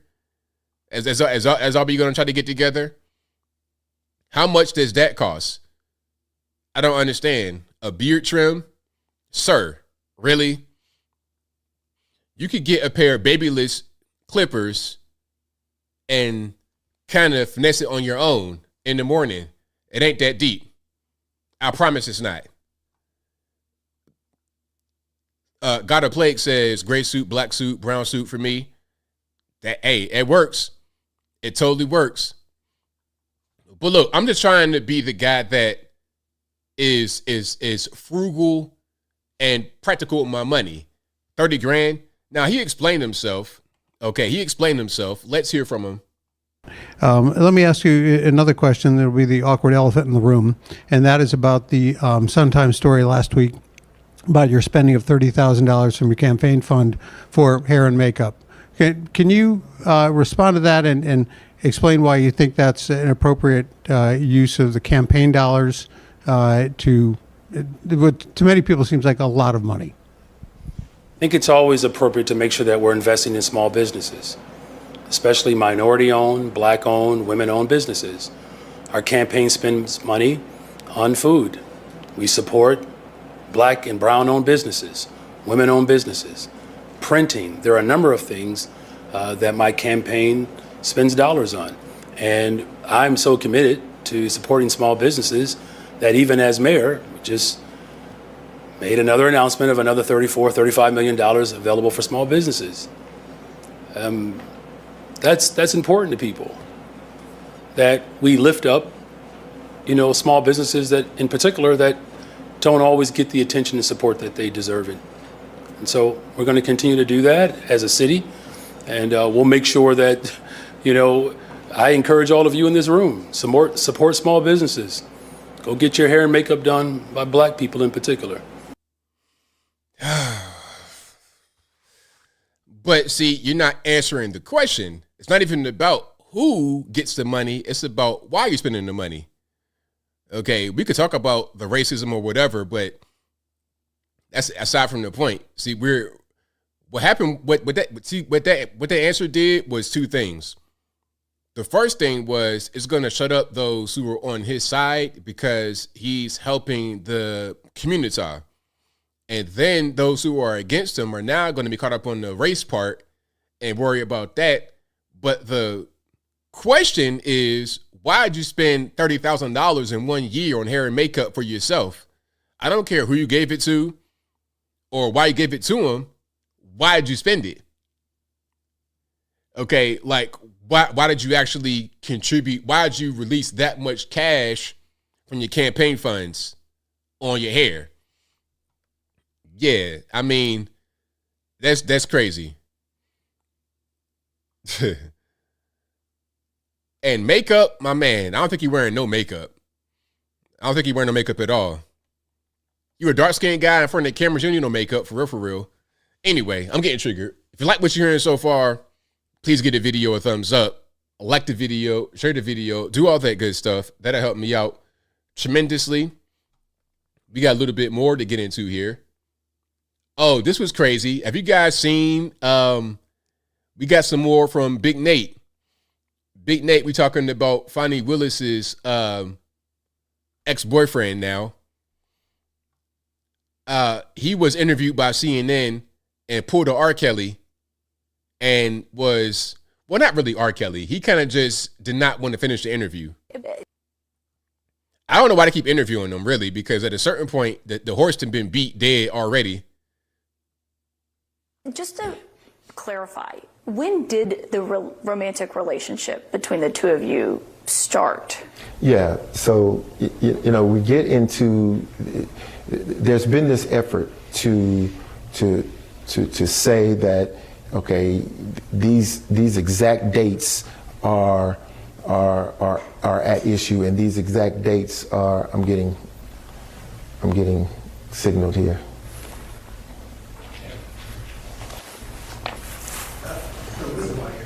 No, then we Yeah, take it. You want to go off mic for a second? Yes. Okay. Go off mic for a second. Keep rolling? Yeah, keep rolling. Don't stop down there. Stay at speed. So he's having like a little conference right here in the room. My thing is, okay, do we have a competent team of people behind you? All right, so you're on an interview with CNN, and your team comes in from off camera, removes your camera from you, and then they're saying, hey, we need a little bit of time off mic. But they can still see you. You're turning your back so they can't necessarily see you, your mouth moving, but they can still see you. And if they can still see you, they probably can still hear you. They have pretty powerful microphones. These guys are not playing with the full deck. This is the reason why they got caught. Listen, I hope that Fonnie Willis's whole thing collapses. All these cases collapse because these are some morons. I mean, a few crayons short of 064 count box, a few trees short of a forest. These guys are not very intelligent at all.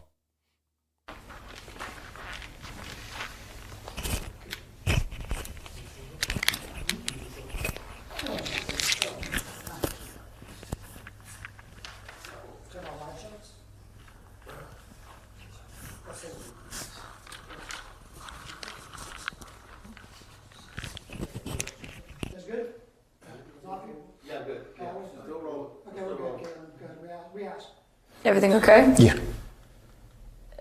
Just to revisit the question, it was to clarify when the romantic relationship started and when it ended. Sure. So, you know, I believe that the public has, through the testimony and other interviews, the public has a clear snapshot that this is clearly just a distraction. It is not a relevant issue in this case, and I think that we should be focusing on more of the facts and the indictment in the case. Well, I ask because obviously it's still a pending matter. It's going to be before the Court of Appeals, and you talked about how proud you were of all the work that you did in this office. And I think the question that people have when they hear from the Court of Appeals, this isn't happening until next spring, is did the relationship jeopardize that work that you did in this investigation? And therein lies the issue, why we wouldn't touch upon the work of the Court of Appeals or some higher court, because it's a pending issue before them. I think that we should allow them, take a step back and allow them to take the evidence that they have and do their work, make the decision. Right, but you did testify to this, and you were asked about, on the stand, about when it started and when it ended. It just wasn't completely clear, because before it said before the indictment, which was August 15th here in Atlanta, and then later the answer was at the end of that year. And so I think that was the clarity that people were seeking of when it started and when it ended. Sure, and there again, there's a question before the court. And that is the crux of the question. I don't choose to say or do anything that would jeopardize the case or the court's ruling. I prefer to allow them to make their decision based upon what they have and accept it. Do you believe, as you reflect on this, that your relationship with the district attorney was a mistake? Absolutely not. Absolutely not. What I believe is this whole conversation is a distraction. That's all. Oh boy. It's a tool to stop the train, to slow down the inevitable, which is the trial of the defendants named in the election interference case. Do you believe the trial ultimately happens? Absolutely. Absolutely. And remember, this is all happening before the trial even started. This guy got paid $700,000 from the DA's office before the trial even began. So, look, I'm no legal, I'm no expert, but what can you possibly be doing for that much money before a trial even begins when you have zero experience in cases like this? What are you even doing? Aside from going all around the country, going to all these expensive places, getting caught in Atlanta with Fonnie Willis, going to her house all hours of the night.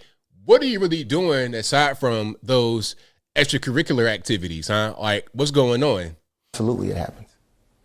Mr. Wade, thank you for your time today. Thank you for having me. Thank you.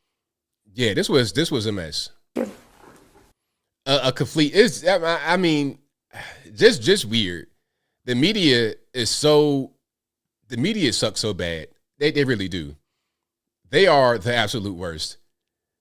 All right. So yeah, he should be locked up as well as Fonnie. And at the least, what should happen is Fonnie shouldn't be on any of these cases. Definitely not the Trump case. I mean, that whole ordeal was totally nuts.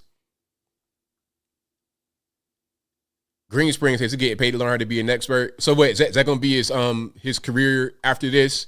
He's going to go be on CNN speaking with all the other so-called experts.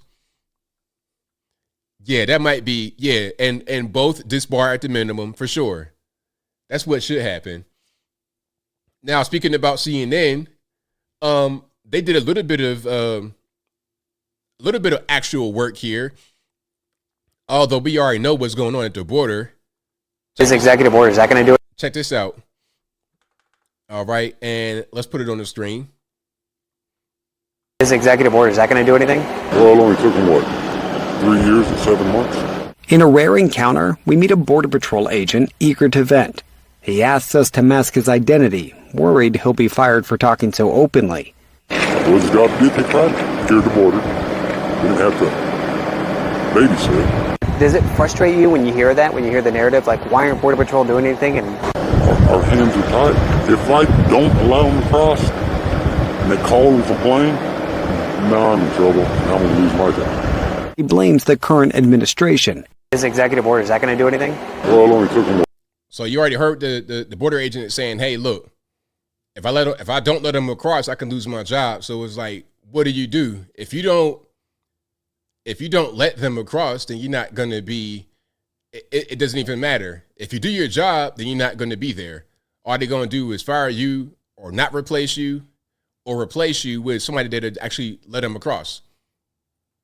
Okay. And then as a result, we getting all kind of just ridiculous nonsense that is happening. Like you have 8 foreign nationals that have ties to ISIS. They got arrested. Did you guys see that?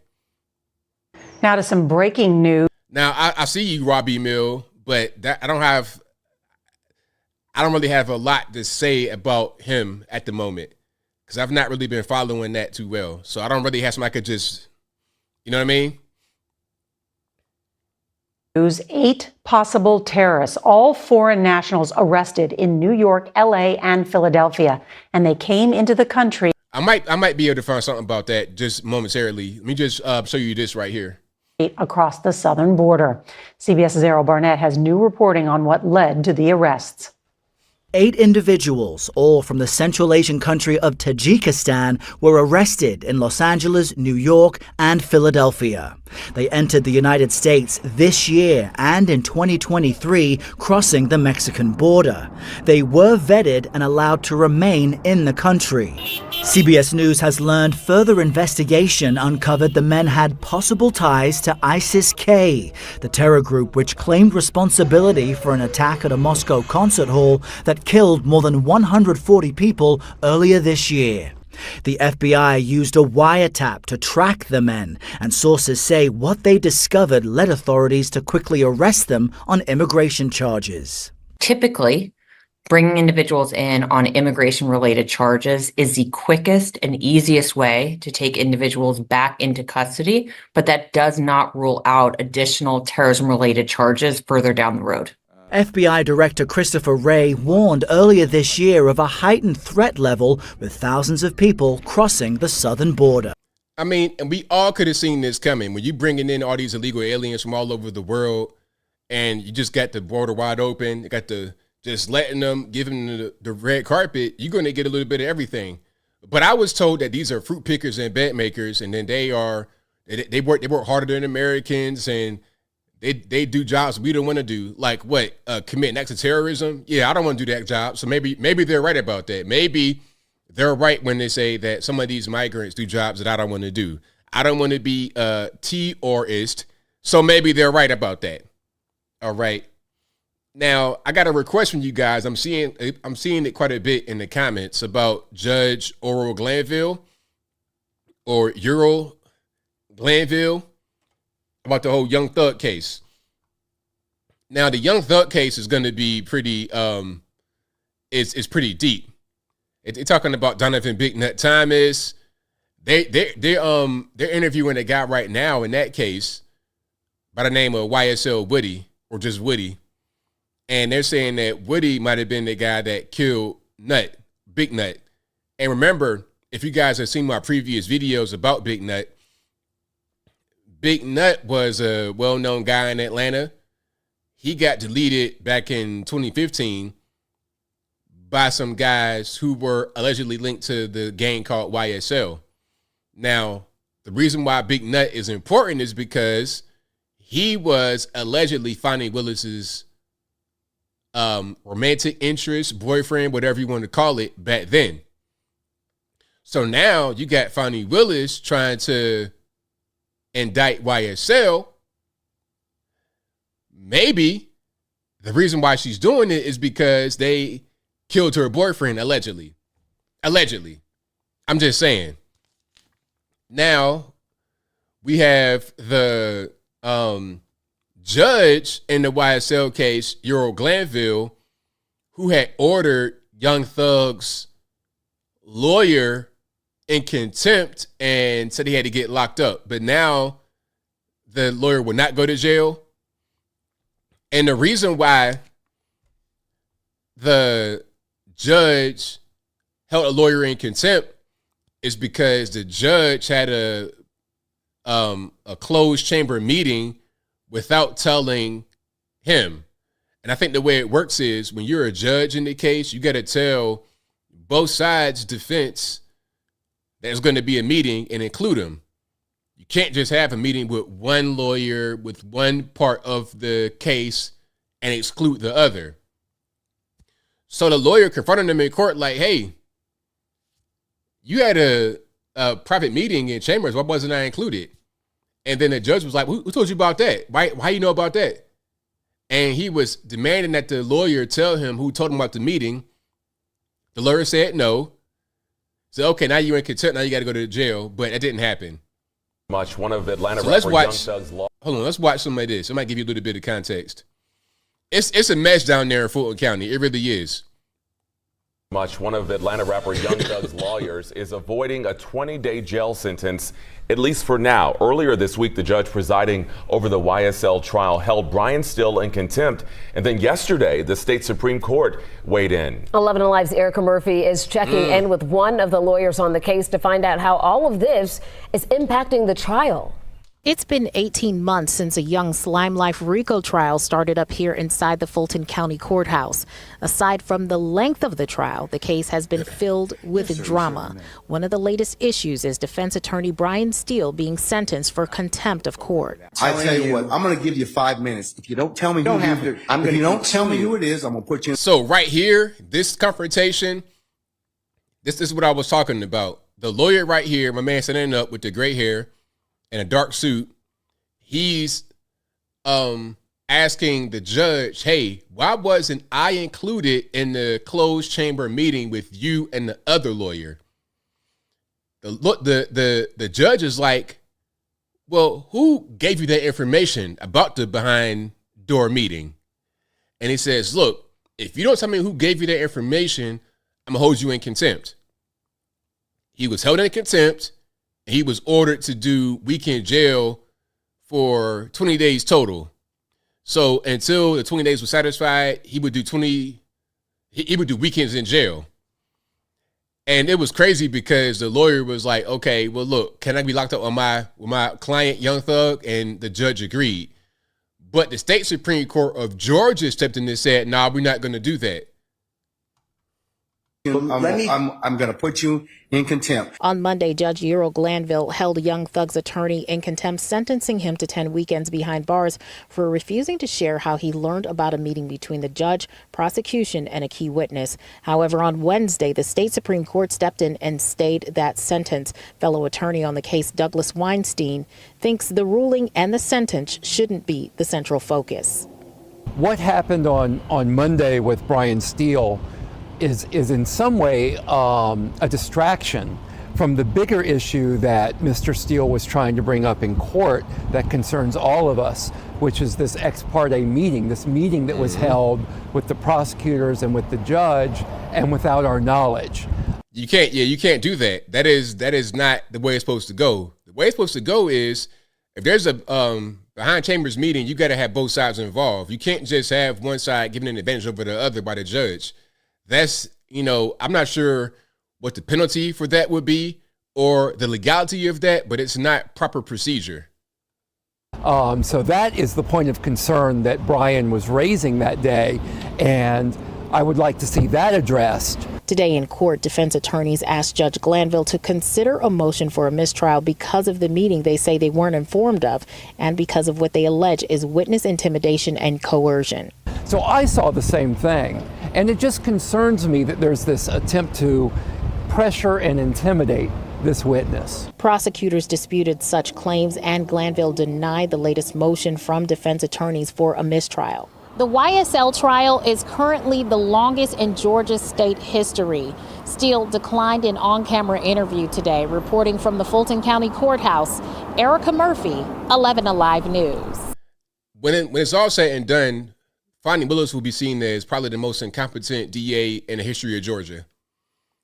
This case is going to fall apart. It ain't going nowhere. Their star witness, Woody, is a nut. They got the judge acting the fool. It's a mess. And then the whole Trump thing, it's been going on for years trying to get the trial started, and they got all kind of drama happening before the trial even starts. Her cases are raggedy, slipshod at best. She's going to go down as the worst DA in the history of Georgia. All right, Erica, thank you so much. 11 Alive has been in court for the YSL RICO trial since the beginning. On our website, we have an interactive. But yeah, that's pretty much what that is. So yeah, shout out to the judge in the case. They're talking about getting him recalled. Yeah, he might get recalled. Now there's more I could cover here.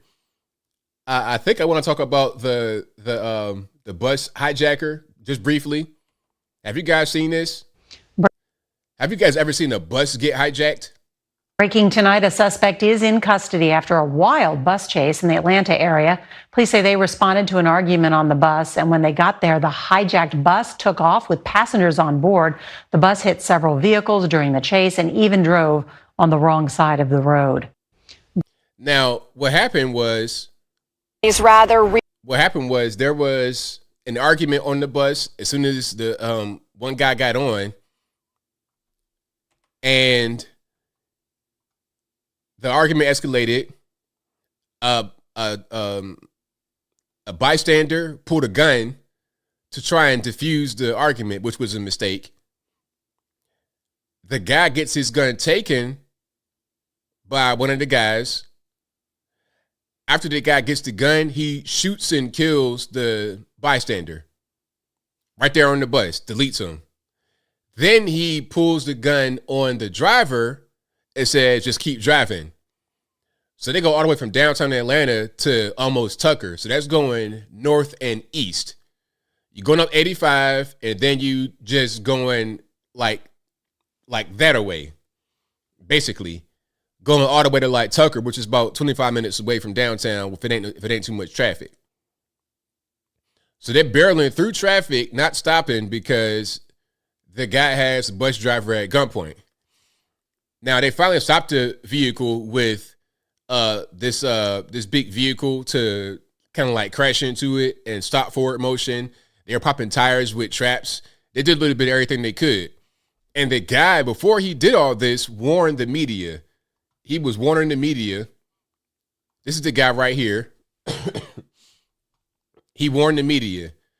And I think his mother or somebody kind of knew that he would do something like that because he has a history of mental health issues. His family attributes to his longtime struggle with mental illness. They know that he's schizo and bipolar and manic. They know that part about him. What triggers him, I don't know. In the hours leading up to the bus hijacking, she says Greer's father tried to get him to come home and get rest. They were worried about him since he recently lost his job, but ultimately, Greer rejected that intervention. Like if he don't take his medication, if he don't sleep for a period of time, he starts babbling. I mean, we know that he's getting ready to go off on the deep end, and you can't stop him. Because he won't lay down, he won't sleep. This video shows the 39-year-old at the scene of the Peachtree Center shooting downtown Tuesday.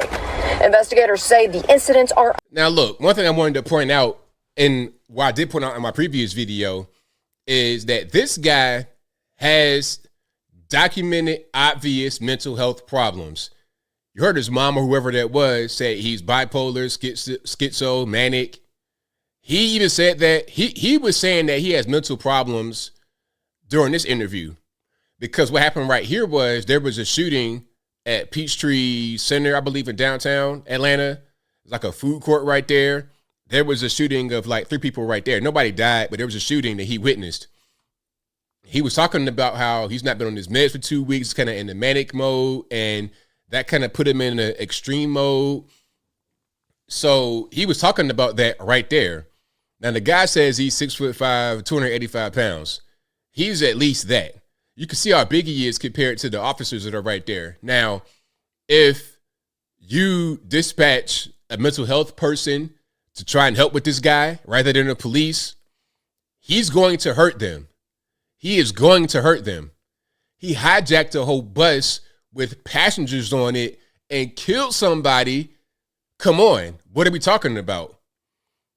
When he was right there in front of the cops, he was not being violent, but in a matter of minutes, he went from 0 to 100.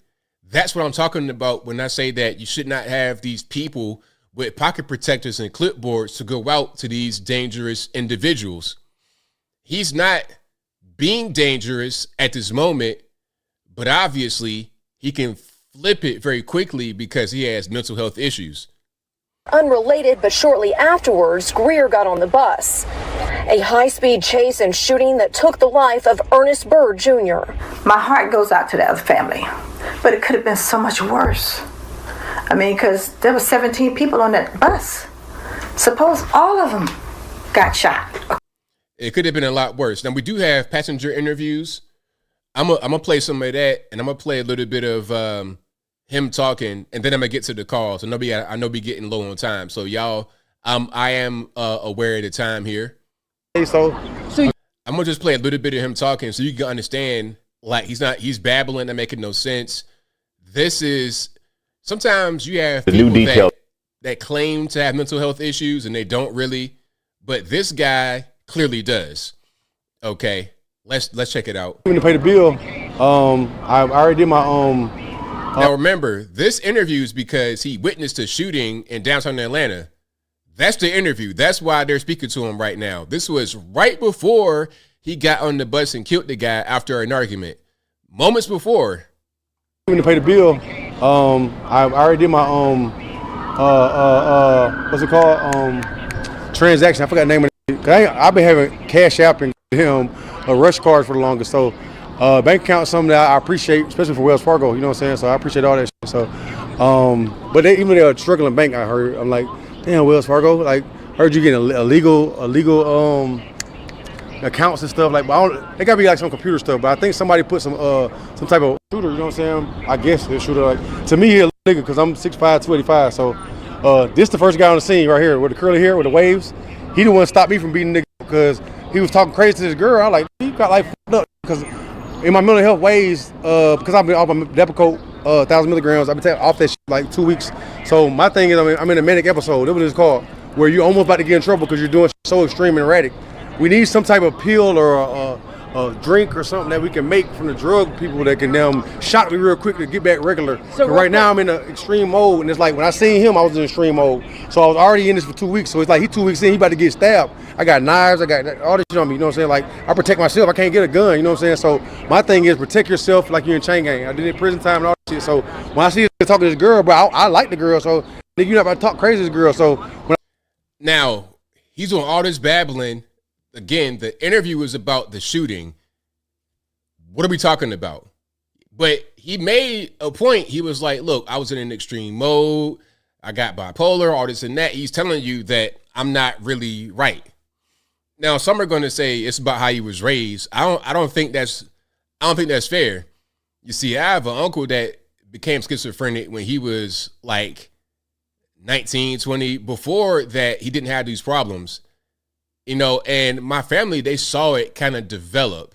He would just do strange things that the kid understand. It that's how it happens. Like you'll sometimes have like something that happens in your mind. They don't really know how it happens. It's just something that happens, and then now you got a mental illness. Yeah, those things can happen of people that actually have mental health problems. But some people are just they just don't want to behave properly, and they mask it with mental health issues. But if you have schizophrenia, like if you're hearing voices in your head, that's not about being raised a certain way. That's your brain not functioning properly, which is what's going on right here with this guy. Okay, it's simple. And in manic state, exactly. That's what's happening. And this is why you got to have mental hospitals, because some people, there's nothing you can really do if they're not in the place that can manage their mental state. If they're just out here in the world, just left to their own devices, they're not going to be able to function properly. It's simple. All right, now let's keep on going here. We got some interviews from local, from the passengers, because that was a request from one of you guys. On the bus hijacking that left one person dead in Atlanta. This morning, we're hearing from the driver in his only on-camera interview. Our Faith Abube is in Atlanta with the latest. Good morning, Faith. Good morning to you, Michael. That bus driver, who the police chief has hailed a hero, telling us that he was ready to die for his passengers. Fortunately, though, it didn't come to that. And this morning, we're hearing more stories, and also that suspect is behind bars facing multiple charges, more than a dozen, including kidnapping and murder. This morning, new details about what unfolded during those terrifying moments on a hijacked bus full of commuters in Atlanta. We're very shaken, and it was really traumatic. Paulette Gilbert was with 15 other passengers on the Gwinnett County Transit bus. 15 passengers on that bus. Tuesday, when police say 39-year-old Joseph Greer got into a fight with another passenger. According to the Georgia Bureau of Investigation, that passenger pulled out a gun, Greer then grabbing it and shooting him. And now, see, that's different than what I was originally reading. The first story that I heard was he was fighting the passenger. I don't know who started it.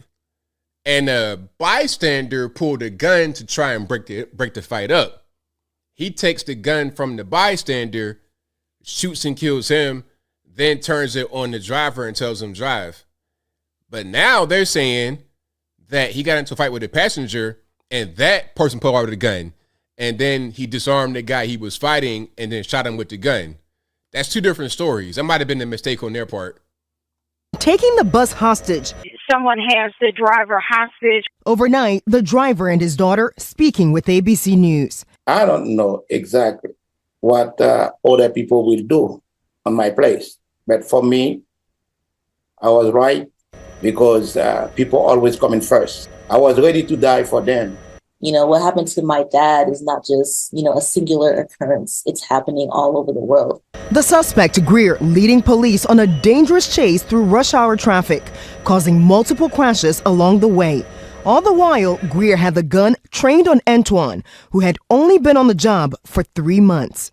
He turned the gun on me and directed me to go. Don't stop in the road. If I stop, he's going to kill me.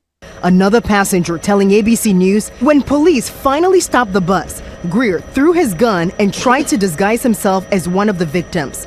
When I get out, The police point the gun on me. I said, no, I'm not the killer. I'm the driver. And then they asked me, who is the killer? I say, him. Police say the 39-year-old is a convicted felon with 19 prior arrests. Moments before he allegedly took the transit bus hostage, this man, who identified himself as Greer, recording an interview with reporters at the scene of another shooting just blocks away in downtown Atlanta, telling them he witnessed that shooting. He ran. That's when the whole shooting happened. Meanwhile, family members remembering the 58-year-old victim, Ernest Burr. So there's more. There's pretty much that on that. Yeah, really unfortunate, but obviously you got some mental health issues, and they kind of reveal themselves. Now, I think my man was Haitian. Shout out to all the Haitians. Yeah, Antoine. I know a guy with a last name Antoine that's Haitian, and I can hear his accent. That sounds like Haitian. Some kind of francophone country, but not Nigerian. Shout out to the Nigerians too, though. But if you like what you're hearing so far, please give the video a thumbs up. Like the video, share the video, do all that good stuff. That'll help me out tremendously. Yeah, 19 times. If you already got problems and you got a history of behaving a certain way, of course you're going to have a long rap sheet. Now, what should happen is, rather than keep letting them out, put them in the mental institution. You know that he's going to commit crimes and be out here doing dangerous things. Clearly, he's shown that he has a track record of that. Put him in a place where he can be monitored properly. Simple. Now, I'm going to keep on rocking and rolling here. We got super chats on deck, and then I'm going to get to the calls. Thank you to Apple, who says, ABL, have you got C19? You sound different. No. That's the people that's like, man, you about to die, man. You got COVID. Nah, I'm good. Regular code. Thank you to Life with Sean, who says, ABL is back. Thought he ran out with a 70-year-old he met on Hinge. Ran into someone with monkeypox, dog. Thank God he's back. Thank you to Joseph Hendricks for your super chat donation with the dog. Thank you to Apple, who says, households AG Garland contempt, arrest imminent. I believe it when I see it. Thank you to Apple again, who says, Biden's ghostwriter admitted to deleting recordings in which Mr. Biden shared top secret info with him. When are FBI SWAT team going to arrest Biden? Good question. Thank you to Jennifer Kane Sword, who says 54 degrees Fahrenheit in Aberdeen, Washington State right now. Way too cold, man. That's like wintertime stuff. That's wintertime in the daytime out here. Thank you to Apple again, who says, ABL, who you got for Euro soccer, France, Spain, Germany? I have no clue. Whoever the best team is, let the best team win. But I'm not going to sit here and lie to you like I follow soccer or what they say, football.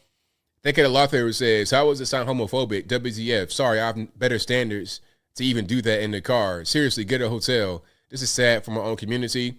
Thank you to Michael Guest, who says, Joe Biden, geriatric, Jack, you know the rest. Thank you to, where are we at? Ron Henderson, who says, the Diddy walk. Shout out to Man in the Face, who says, hey, Anthony, hope you're feeling better. Do you know what MEI is? I don't know what that is. Thank you to Cinderella Charming for the thank you emoji. I appreciate you for that. I believe I got everybody. Let me just double check right quick on the back end. Then we're going to get to the calls. The number to call is 434-658-1220. Again, 434-658-1220. Let me just go to where these other super chats are to double check, and then we're going to get on those calls. All right. I believe I got everybody. Yep. I got everybody. Thank you to all you guys. Okay. Yep. Got everybody. Let's get to the calls. And I know I'm a little bit late, but it's not my fault, Blended White Man. You know how it is. Let's get into it. I know the number, and there's also an email in the description. And if it doesn't work right, you know who to blame. Don't blame me because it ain't my fault. And let's get rock and rolling. The number to call, 434-658-1220. And let's keep it moving here. Let's keep it moving. And let me get my sound together. All right. I think that should do it right there.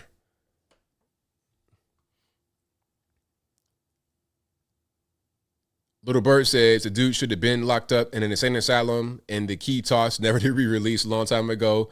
all the signs were there that something like this was about to happen. Yeah, ticking time bomb. It was clearly a ticking time bomb. He should have already been locked up, but of course they're not going to do it. 918 in the line. What's speaking to?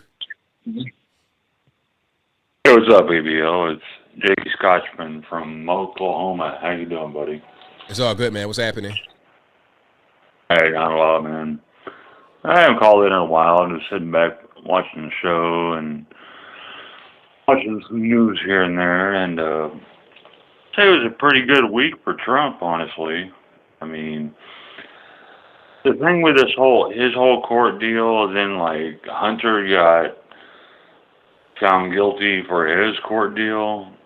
I think mainstream news is kind of like, all right, let's just stop talking about all this because, yeah, Trump's guilty, Hunter's guilty. We're just gonna. The ratings are down. No one wants to hear about it anymore. So I think it's gonna die off pretty good.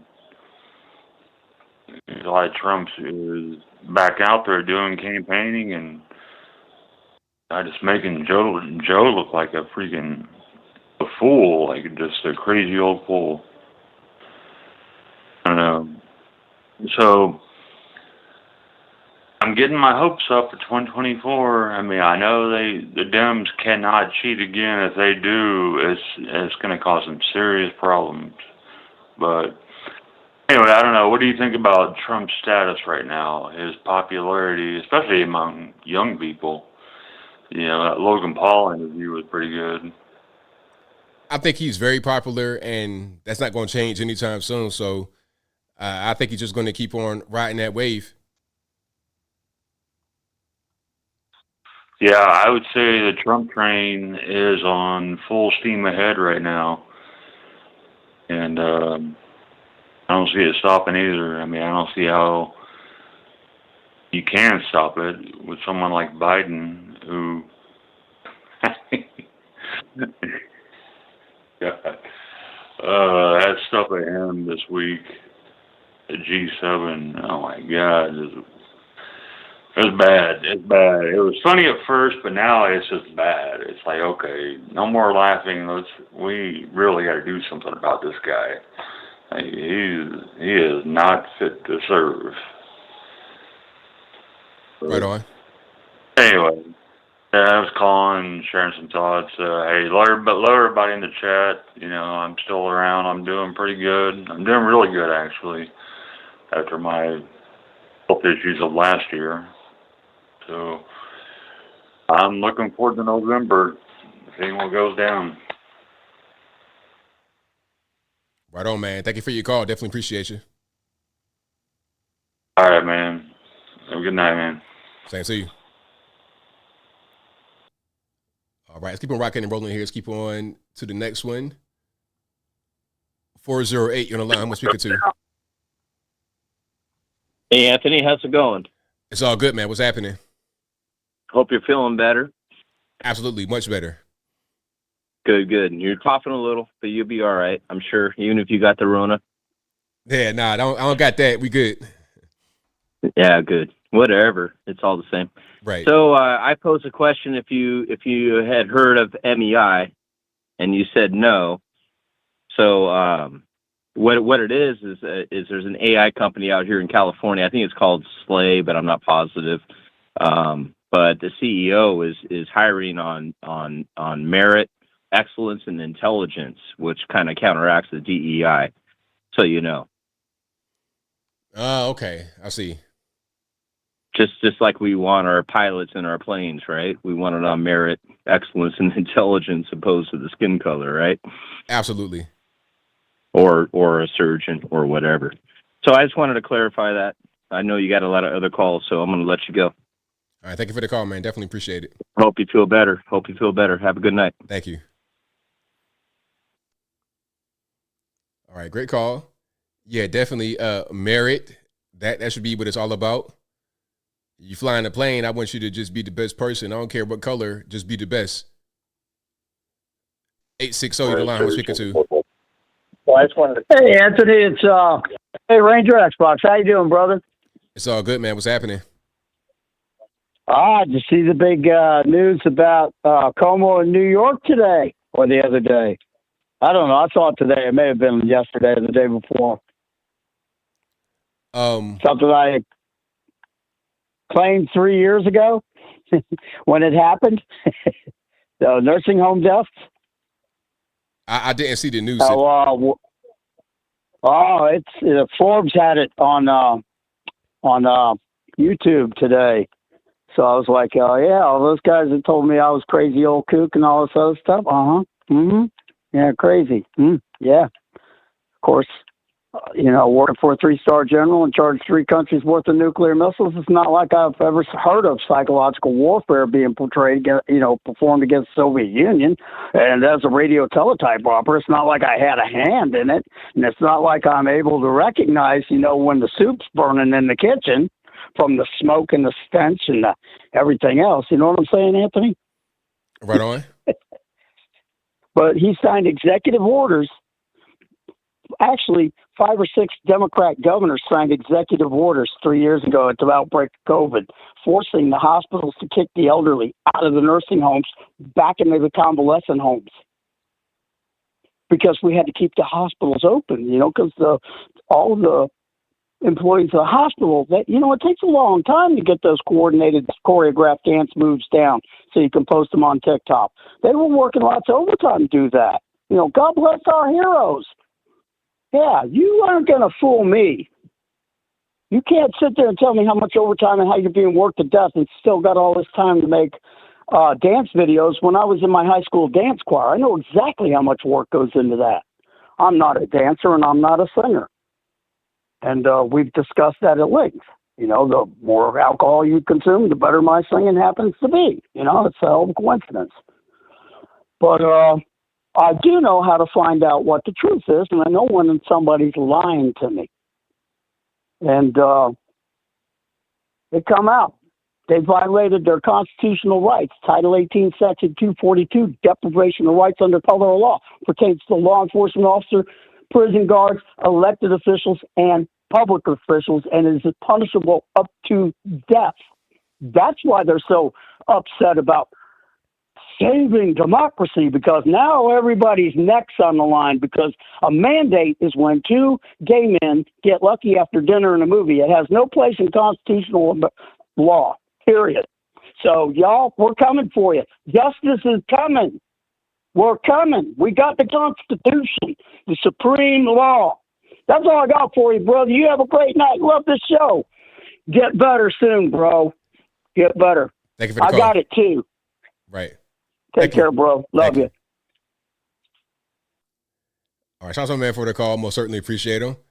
And if you like what you're hearing so far, please give the video a thumbs up, like the video, share the video, do all that good stuff. That'll help me out tremendously.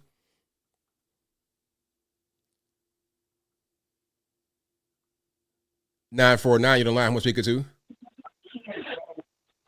Oh, hi. Good evening, ABL. Good night, chat. I mean, good evening, chat. This is Marta. I'm calling from Temecula. How are you doing, ABL? Oh, well. About yourself? I'm doing better. I wanted to call in about the gentleman that has bipolar.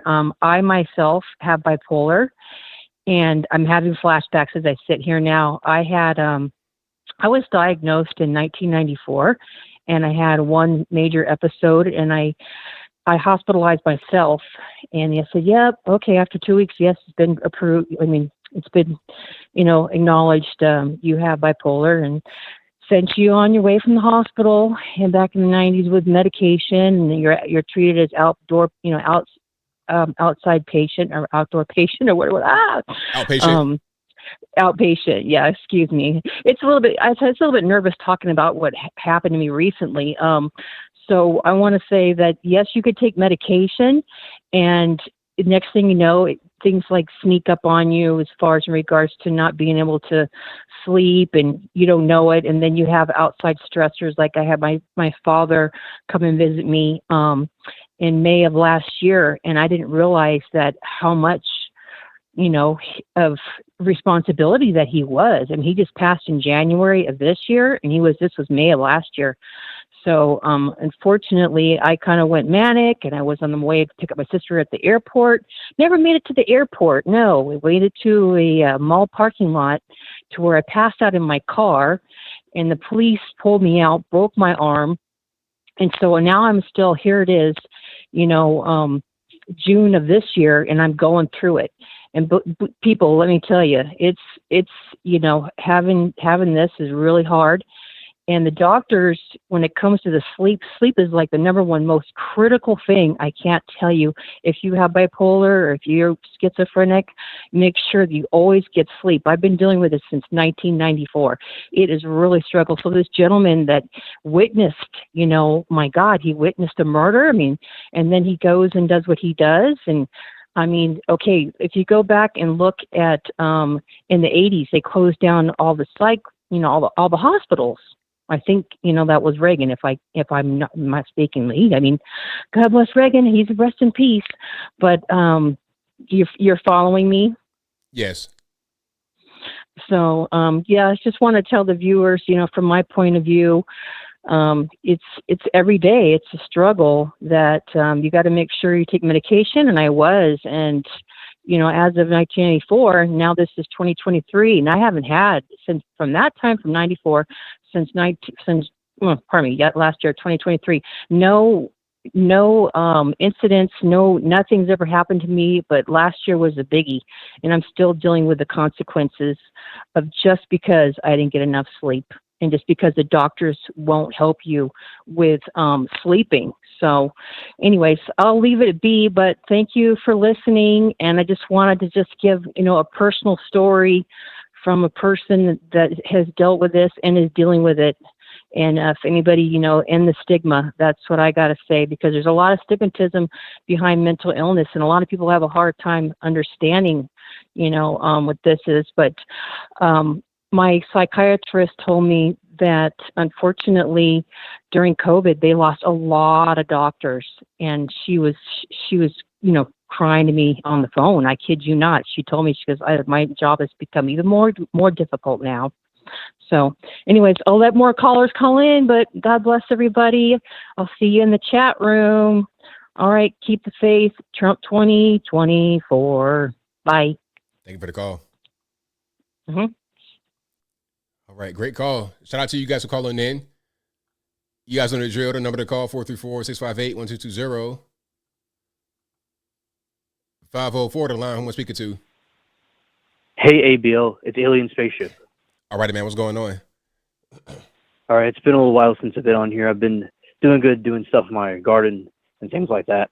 And also, I'm glad that you mentioned about the YSL trial. I have been keeping up with that, and I've been watching the whole thing. And I remember I saw live when Brian Steele was asking the judge about the ex parte meeting, where, the judge had a secret meeting with the state, with the witness to potentially get the witness to say something nefarious, or to say he deleted somebody to get Young Thug in trouble. That's one of the theories. And it's like, that was totally an embarrassment for the Republic. And it was certainly like something some totalitarian country would do. And I think that I'm glad that he was able to get out on a bond. This higher Supreme Court of Georgia was able to review it, because that judge, I think, needs to be taken off the bench. Absolutely, because that just violates the whole spirit of the court. Like, you're not supposed to do that at all. So, and then to try and threaten, he tried to lock the lawyer up for not giving the source. Yes. But he was wrong from the beginning. So that was just really crazy. Right. And it was so brave to see Brian Steele do that. Like, he was not going to back down. He was going to hold his position. He's a true warrior. And like with everything, people have to, stand up for what you believe. And he certainly wasn't a coward. And what happened was they showed him taking off his jacket and his tie, and they brought him to the back. Then they brought him back a little bit later, and he kept on to saying, "Tell me who it was. Tell me who it was." And then Ashley Merchant came in and defended him and said he has a right to have a hearing and have bond and stuff like that. And then I was learning later that Fannie Willis was controlling the DA. And I do feel, my opinion, there's probably some political proxy war going on with this, I think, in my opinion. And I think that it's totally corrupted, and they really need to investigate these corrupted people. Absolutely. Like the whole thing, Fonnie Willis in general is just a big political proxy. And then a bunch of different pieces of the puzzle are all kind of wrapped up in it. Yeah. I have been talking about this all week on my streams and stuff. And also, like with Young Thug, I checked out his music. He does pretty good. And in my opinion, he doesn't seem like somebody, like some rappers like, or do like satanic things, if you know what I mean. I'm not going to get in detail about that, but you know what I mean. Yeah. Like, I don't think Young Thug would be in that area. He would just do stuff like Lil Wayne did. And I do wonder, like, he wouldn't go along with maybe certain agendas. That is a theory that I have. I don't know if that is true or not, but I think that they will go after people that won't confine with their, how they want things to be done, in my opinion. Yeah, that's a good point. Yeah. And I'm glad that you covered about the Atlanta bus. Last night on my stream, they were talking about that to me.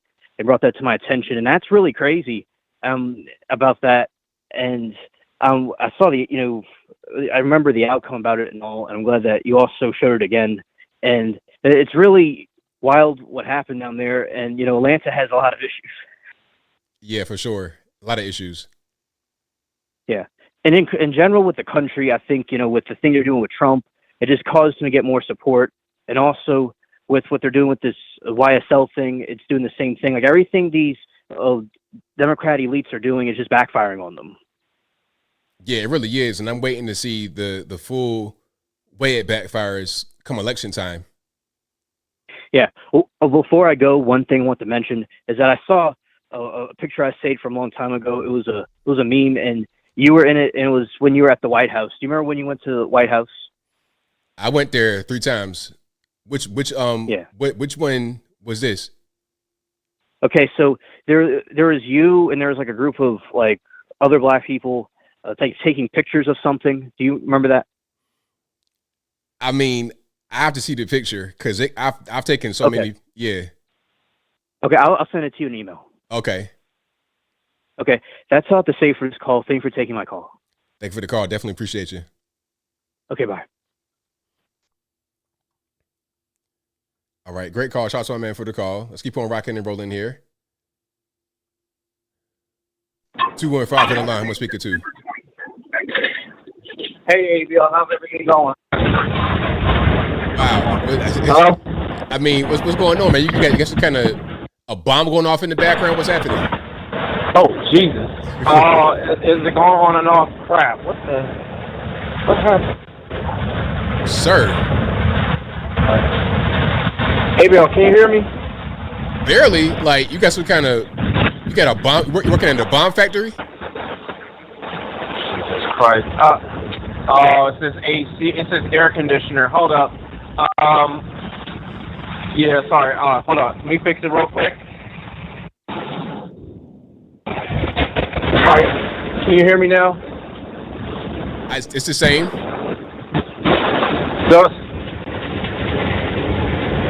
Adjusting the audio. I'm adjusting the audio.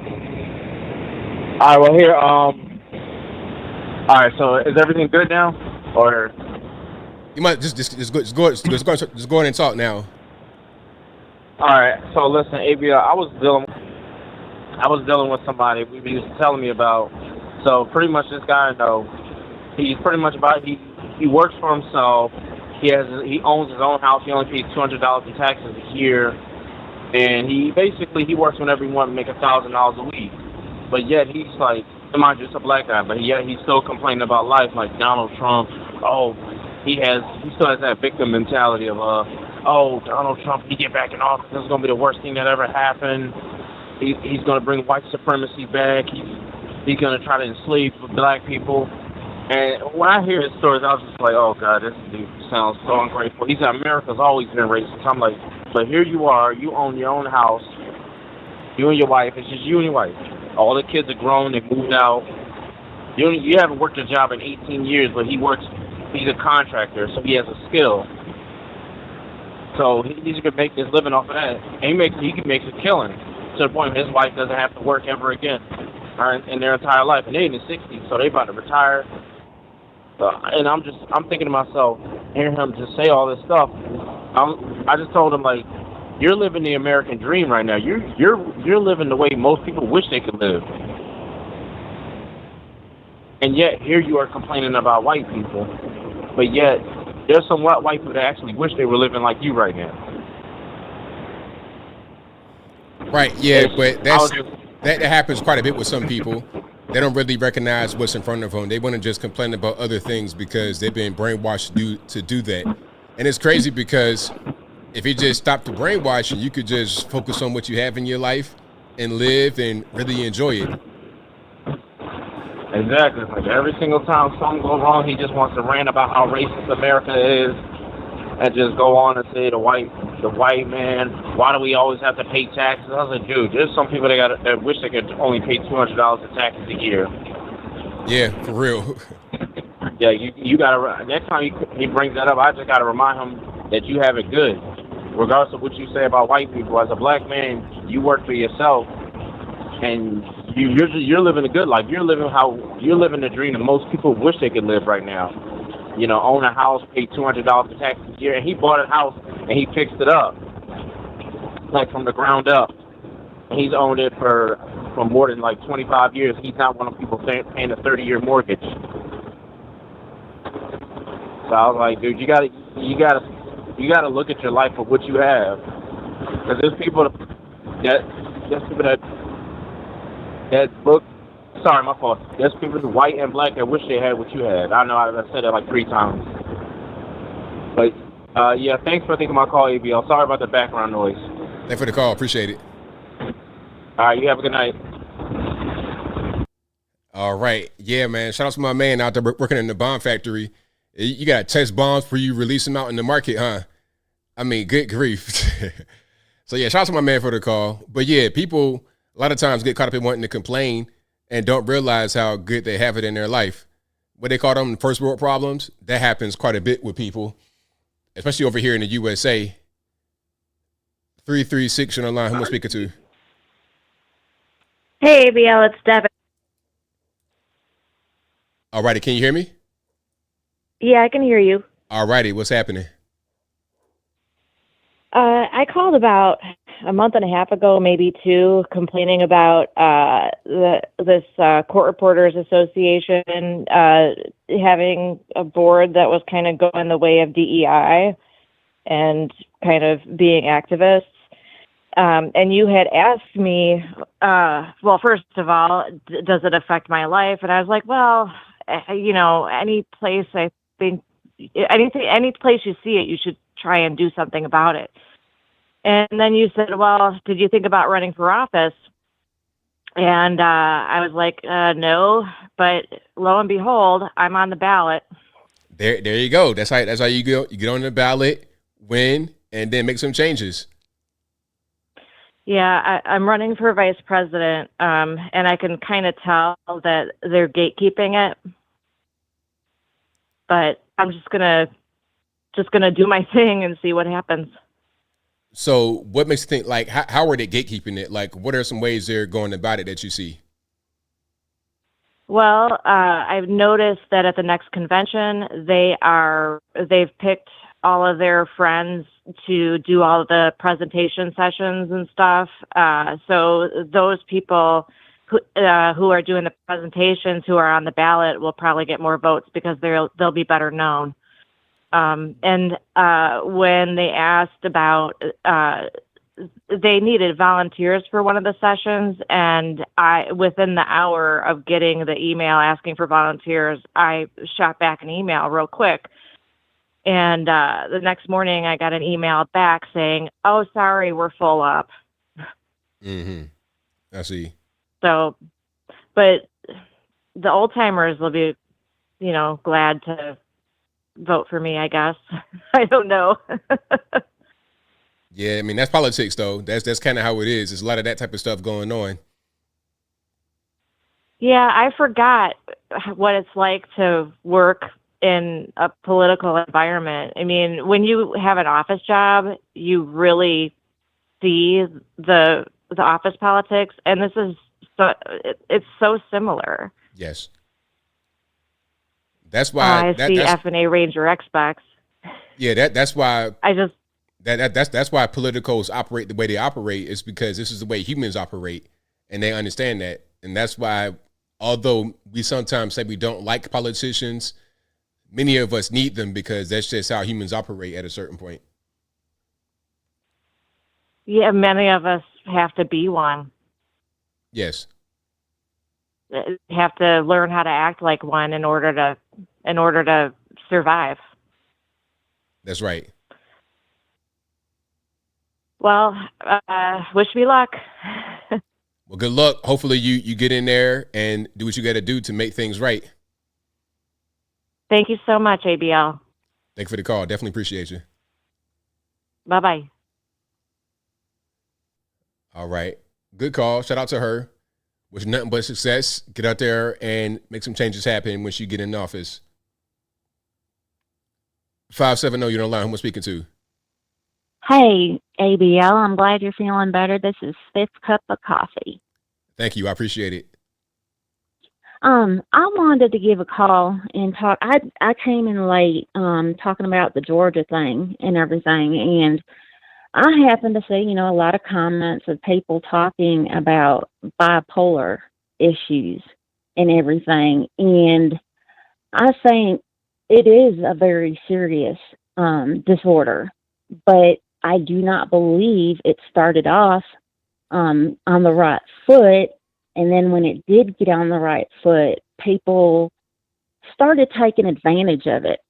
And it became kind of a joke to people, because anybody who had some kind of issue or got off the chain every now and then and, took it upon themselves to act crazy and then say, oh, it must be being hypermanic or hypomanic, one of the two, and go see a doctor, and come to find out. Now, what I'm aware of, it was around 94 or 95 that it started. And it was kind of a news thing.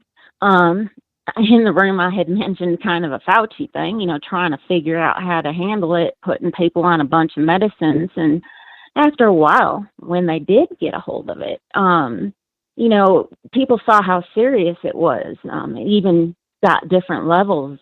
There's bipolar 1, et cetera. But also, it became a way to get on Social Security disability if you fought for it. And I think a lot of people saw that as an easy way to take advantage of the medical help that was available.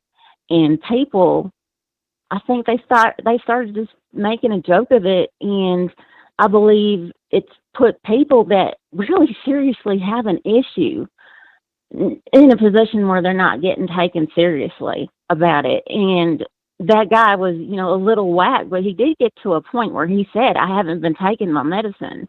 And I'm not one to judge.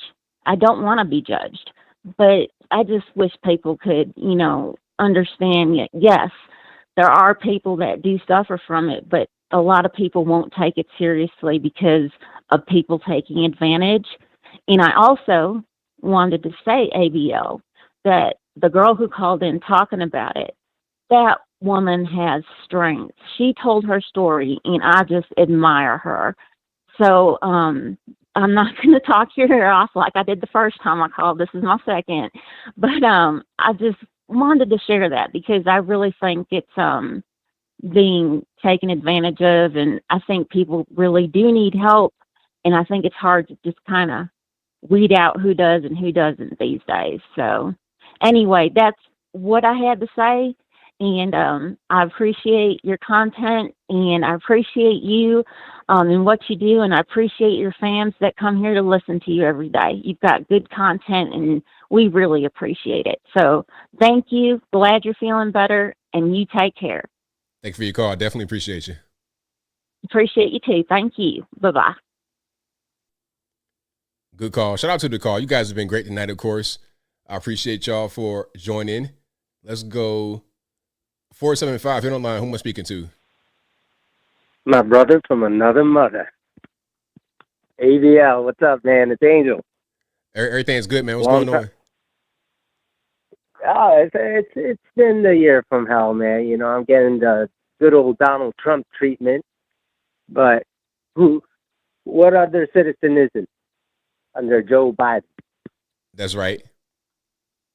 But listen, I wanted to ask you, did you hear about that? I think it was a bill that passed through the House for the draft.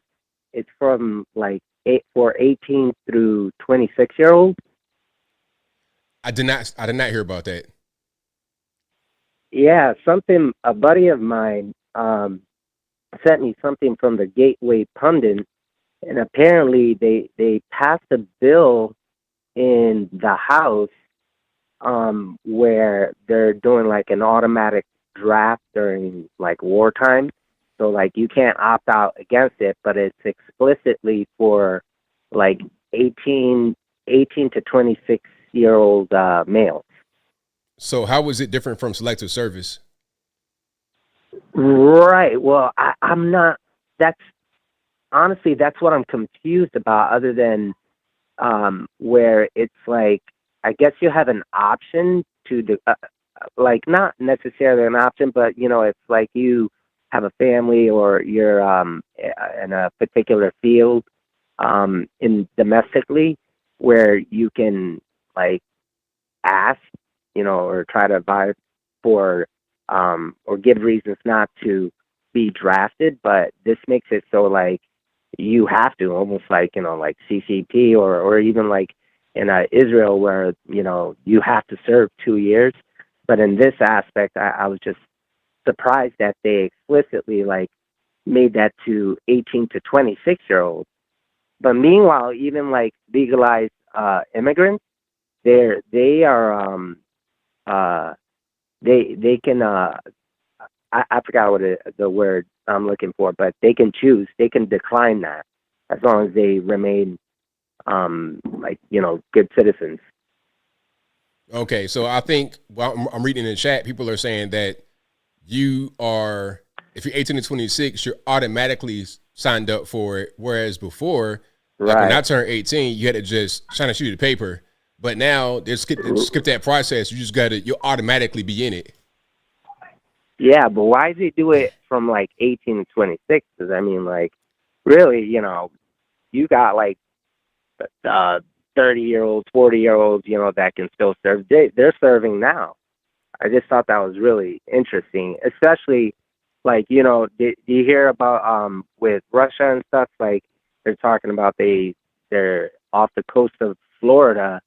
They've sent like 2 submarines or something like that called the Poseidon because they found some submarines from Russia trying to like dock over in like Cuba.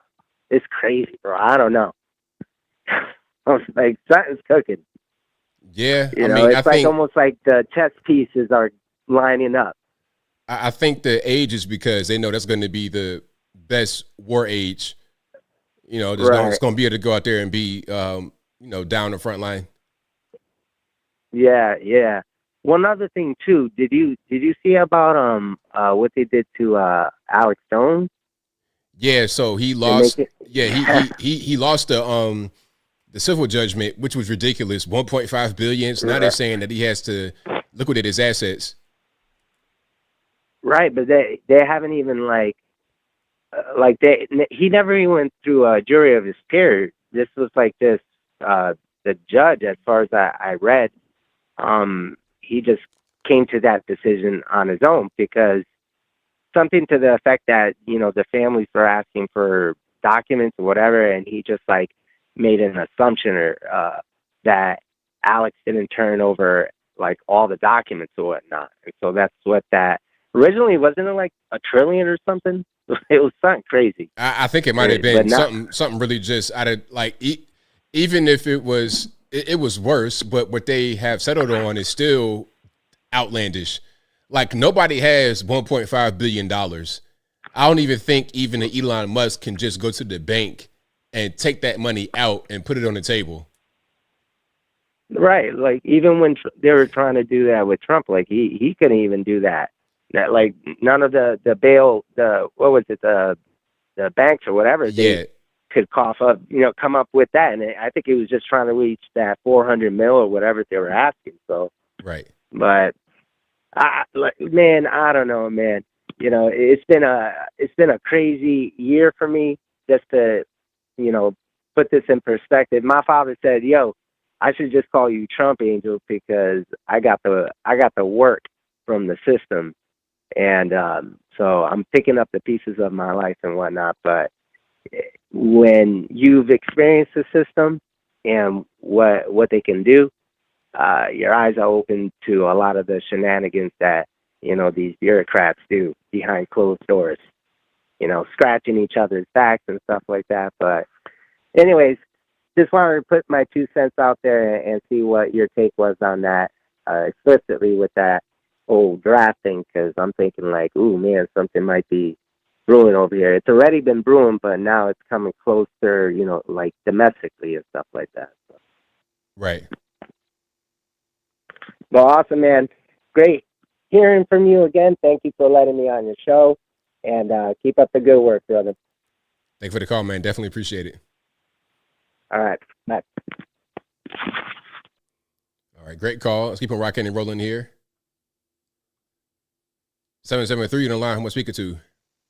ABL, thanks for squeezing my call in. It's your retired Chicago police officer friend. Hope you're feeling better soon, ABL. Absolutely. ABL, I wanted to talk about that incident with the bus, that tragic incident. This is exactly why you cannot have mental health workers taking the place of armed police officers in incidences, not quite like that, but just, someone in distress mentally.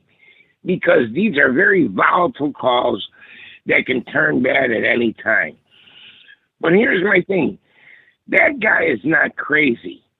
And the reason I say that, ABL, is because he tried to conceal the crime. When you try to conceal the crime, you know right from wrong, and you are not crazy. You are trying to conceal your crime to get away with it, which shows that you're within your mental capacity.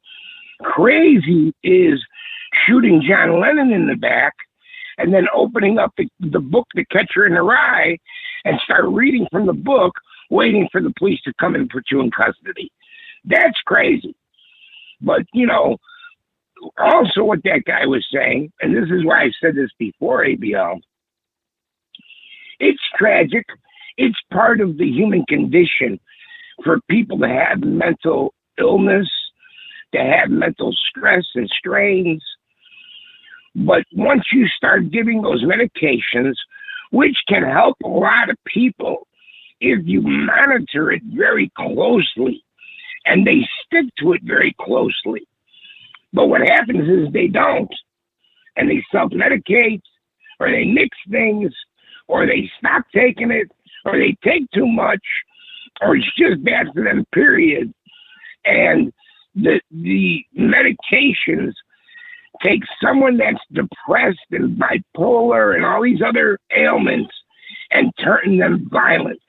Many times, these medications give you violent thoughts. The medications are not making you kill. It's your own thoughts that make you kill. But just the way bipolar or depression is a feeling and a thought, so are these thoughts with killing or killing yourself. As I said, these drugs were forced to put the side effects in, and they would never have put the side effect in of if you have thoughts of suicide. And I contend that it's a very fine line between suicide and homicide. And, I think a lot of these mass shootings in Vegas and everywhere else, you always take it back, and these people have been on these psychotropic drugs, which I think are very dangerous. Anyway, that's my 2 cents, ABL. Thanks for taking my call, and I'll talk to you later. Thank you for the call. Definitely appreciate you. Thanks. Very, very good calls. Great calls tonight. Shout out to you guys. I really appreciate y'all for being here. that will be a wrap for me. I will see you guys again live on Wednesday, same bat time, same bat place, 8 p.m. Eastern time to right around right now, 11 p.m. Eastern Standard Time. This is also a podcast you're listening to. It'll be available on your favorite audio streaming platform, whether it be Google Play, Spotify, Apple, iTunes, etc. Link for that will be in the description, or just go to your favorite audio streaming platform and search ABL Live. I should pop right on up. But shout out to you guys for being here, for watching, retweeting, super chatting, whatever you're doing. I could not do the show without you. Thank you to the mods for keeping the trolls in check. I appreciate y'all as well.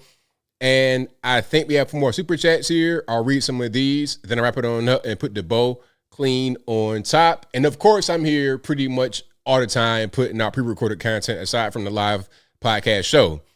And if you're not subscribed to the new channel, Uncle ABL, please do so. This summer I'm going to be going really, really hard with the content. I'm going to put out a lot more on the Uncle ABL channel.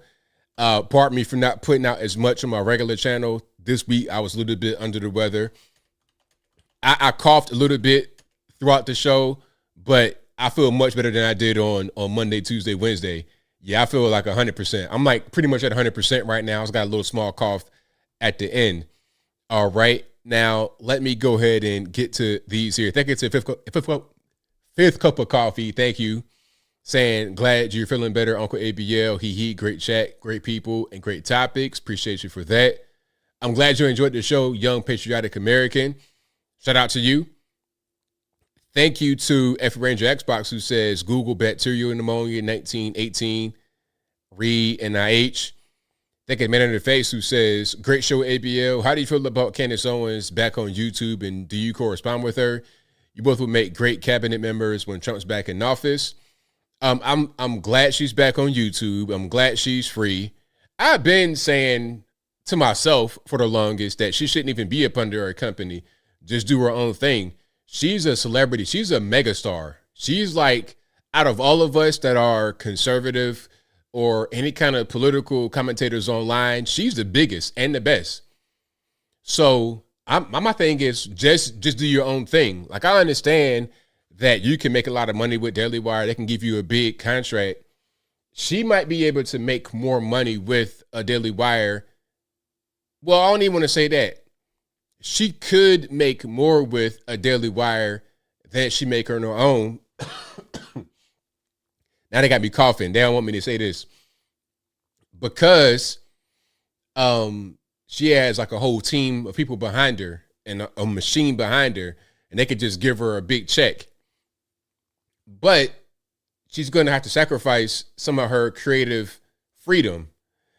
And if it's me, and Daily Wire came to me and said, hey, AB, we'll give you a big bag of money.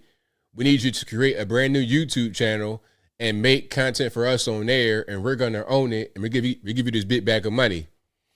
I don't know if I do it, because I already know that it's going to be me having sacrificed myself in order to kind of fit what they want. So as soon as some kind of issue comes about that we disagree on, now it's going to be a problem, and they're going to try to pressure me to say something that I don't want to say. And I'm just not really with it. I'd rather just do things on my own or build my own team or my own company that I can control, rather than being controlled by somebody else. Even if I make less money, it's worth it to have the freedom that I want to have. So now I think she's doing her own thing with no company over her. And that's the best way to be. That is the 100% best way to be. If anybody was trying to be a content curator and ask me what's the best way to go, independent or with a company, I would say the best way to go is independent, although some people are not really built to do that. Some people need the company behind them. They need to work for a company. But the best way to be ultimately is independent. Okay, I've never had anybody try to tell me, say this, say that. I've been doing this since 2015. And I've been working on my own, being self-employed since 2007. I never had a situation where I couldn't go forward because there was somebody in the way trying to tell me, you got to say this and you got to say that. The sponsors I have that I read the ads for, I pick and choose. if I presented with a sponsor, if my guy Aaron, if Aaron says, hey, ABL, we got a new sponsor, and he tells me what the sponsor is, and I'm like, I don't like that, then I don't read it. It's simple. I don't care. If it's a big bag of money or not, I don't care, because I know that being true to you guys and being true to myself will always trump the dollar amount that's dangling in front of me. I know that's going to be what it is. That's been my guiding light throughout my whole life, and it ain't going to change. Candace knows that. All of us know that. So I'm glad that she's up under or out from under the control of Daily Wire. I'm glad. All right. That was on my, I want to get it off my chest. Really. Stay true to yourself. Be honest. Be truthful. Do the right thing all the time, even when ain't nobody watching. And to answer your question, I don't really correspond with her. I mean, not because I don't like Candace.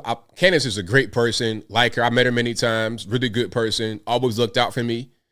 I remember one time, many years ago, this was like 2018, 2019, people were digging up my Twitter history to try to write a hit piece on me, and she warned me. She was like, hey, they're looking at you. They're trying to dig up your Twitter stuff. So clean that up, because they're trying to do a hit piece. Just randomly, she saw me and told me that. And whenever I would see her, she would give me game like that. She was just always a genuine person. So shout out to Candace Owens, good person.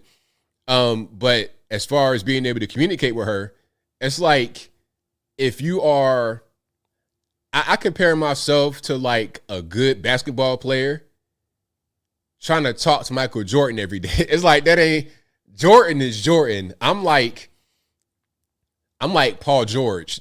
Some, a good player, but I'm not on that level. I'm not on that level, and it's fine. But some people might think that's like being self-deprecating, but you got to understand who you are and appreciate yourself and have your own success and not be worried about someone else's success and what they have. Realize when you're not at the top of the totem pole, but also know that you have value and you have worth in yourself by being who you are. That's how I look at myself.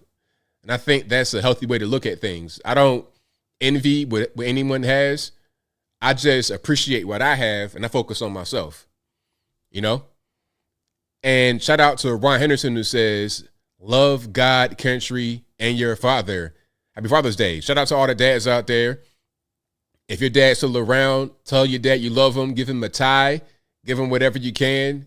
Or just show him some love on Father's Day. And shout out to all you guys in the chat who are fathers, grandfathers, everything else. Enjoy your day on tomorrow. And thank you to Devin, who says, thanks for the good wishes. Too bad y'all can't vote. Shout out to you guys. And good luck on your candidacy for vice president. I hope you win and you're able to get in there and make some change. All right. And I've not met her husband. Nah. I've not seen him. I've not seen her in a while. Probably about a couple years. Actually, I did meet him. Yeah, I did meet him because I met him at the White House last time I was there. Yep, I remember that. We were all sitting in the front and he was right there. I remember that. So yeah, yes, I did meet him. Cool dude, just real. The same way he looks online, that's him.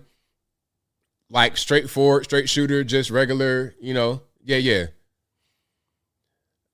But yeah, shout out to Candace Owens, shout out to everybody, shout out to you guys. I appreciate y'all. That'll be a wrap for me. And until next time, y'all be safe. I'm out, and peace.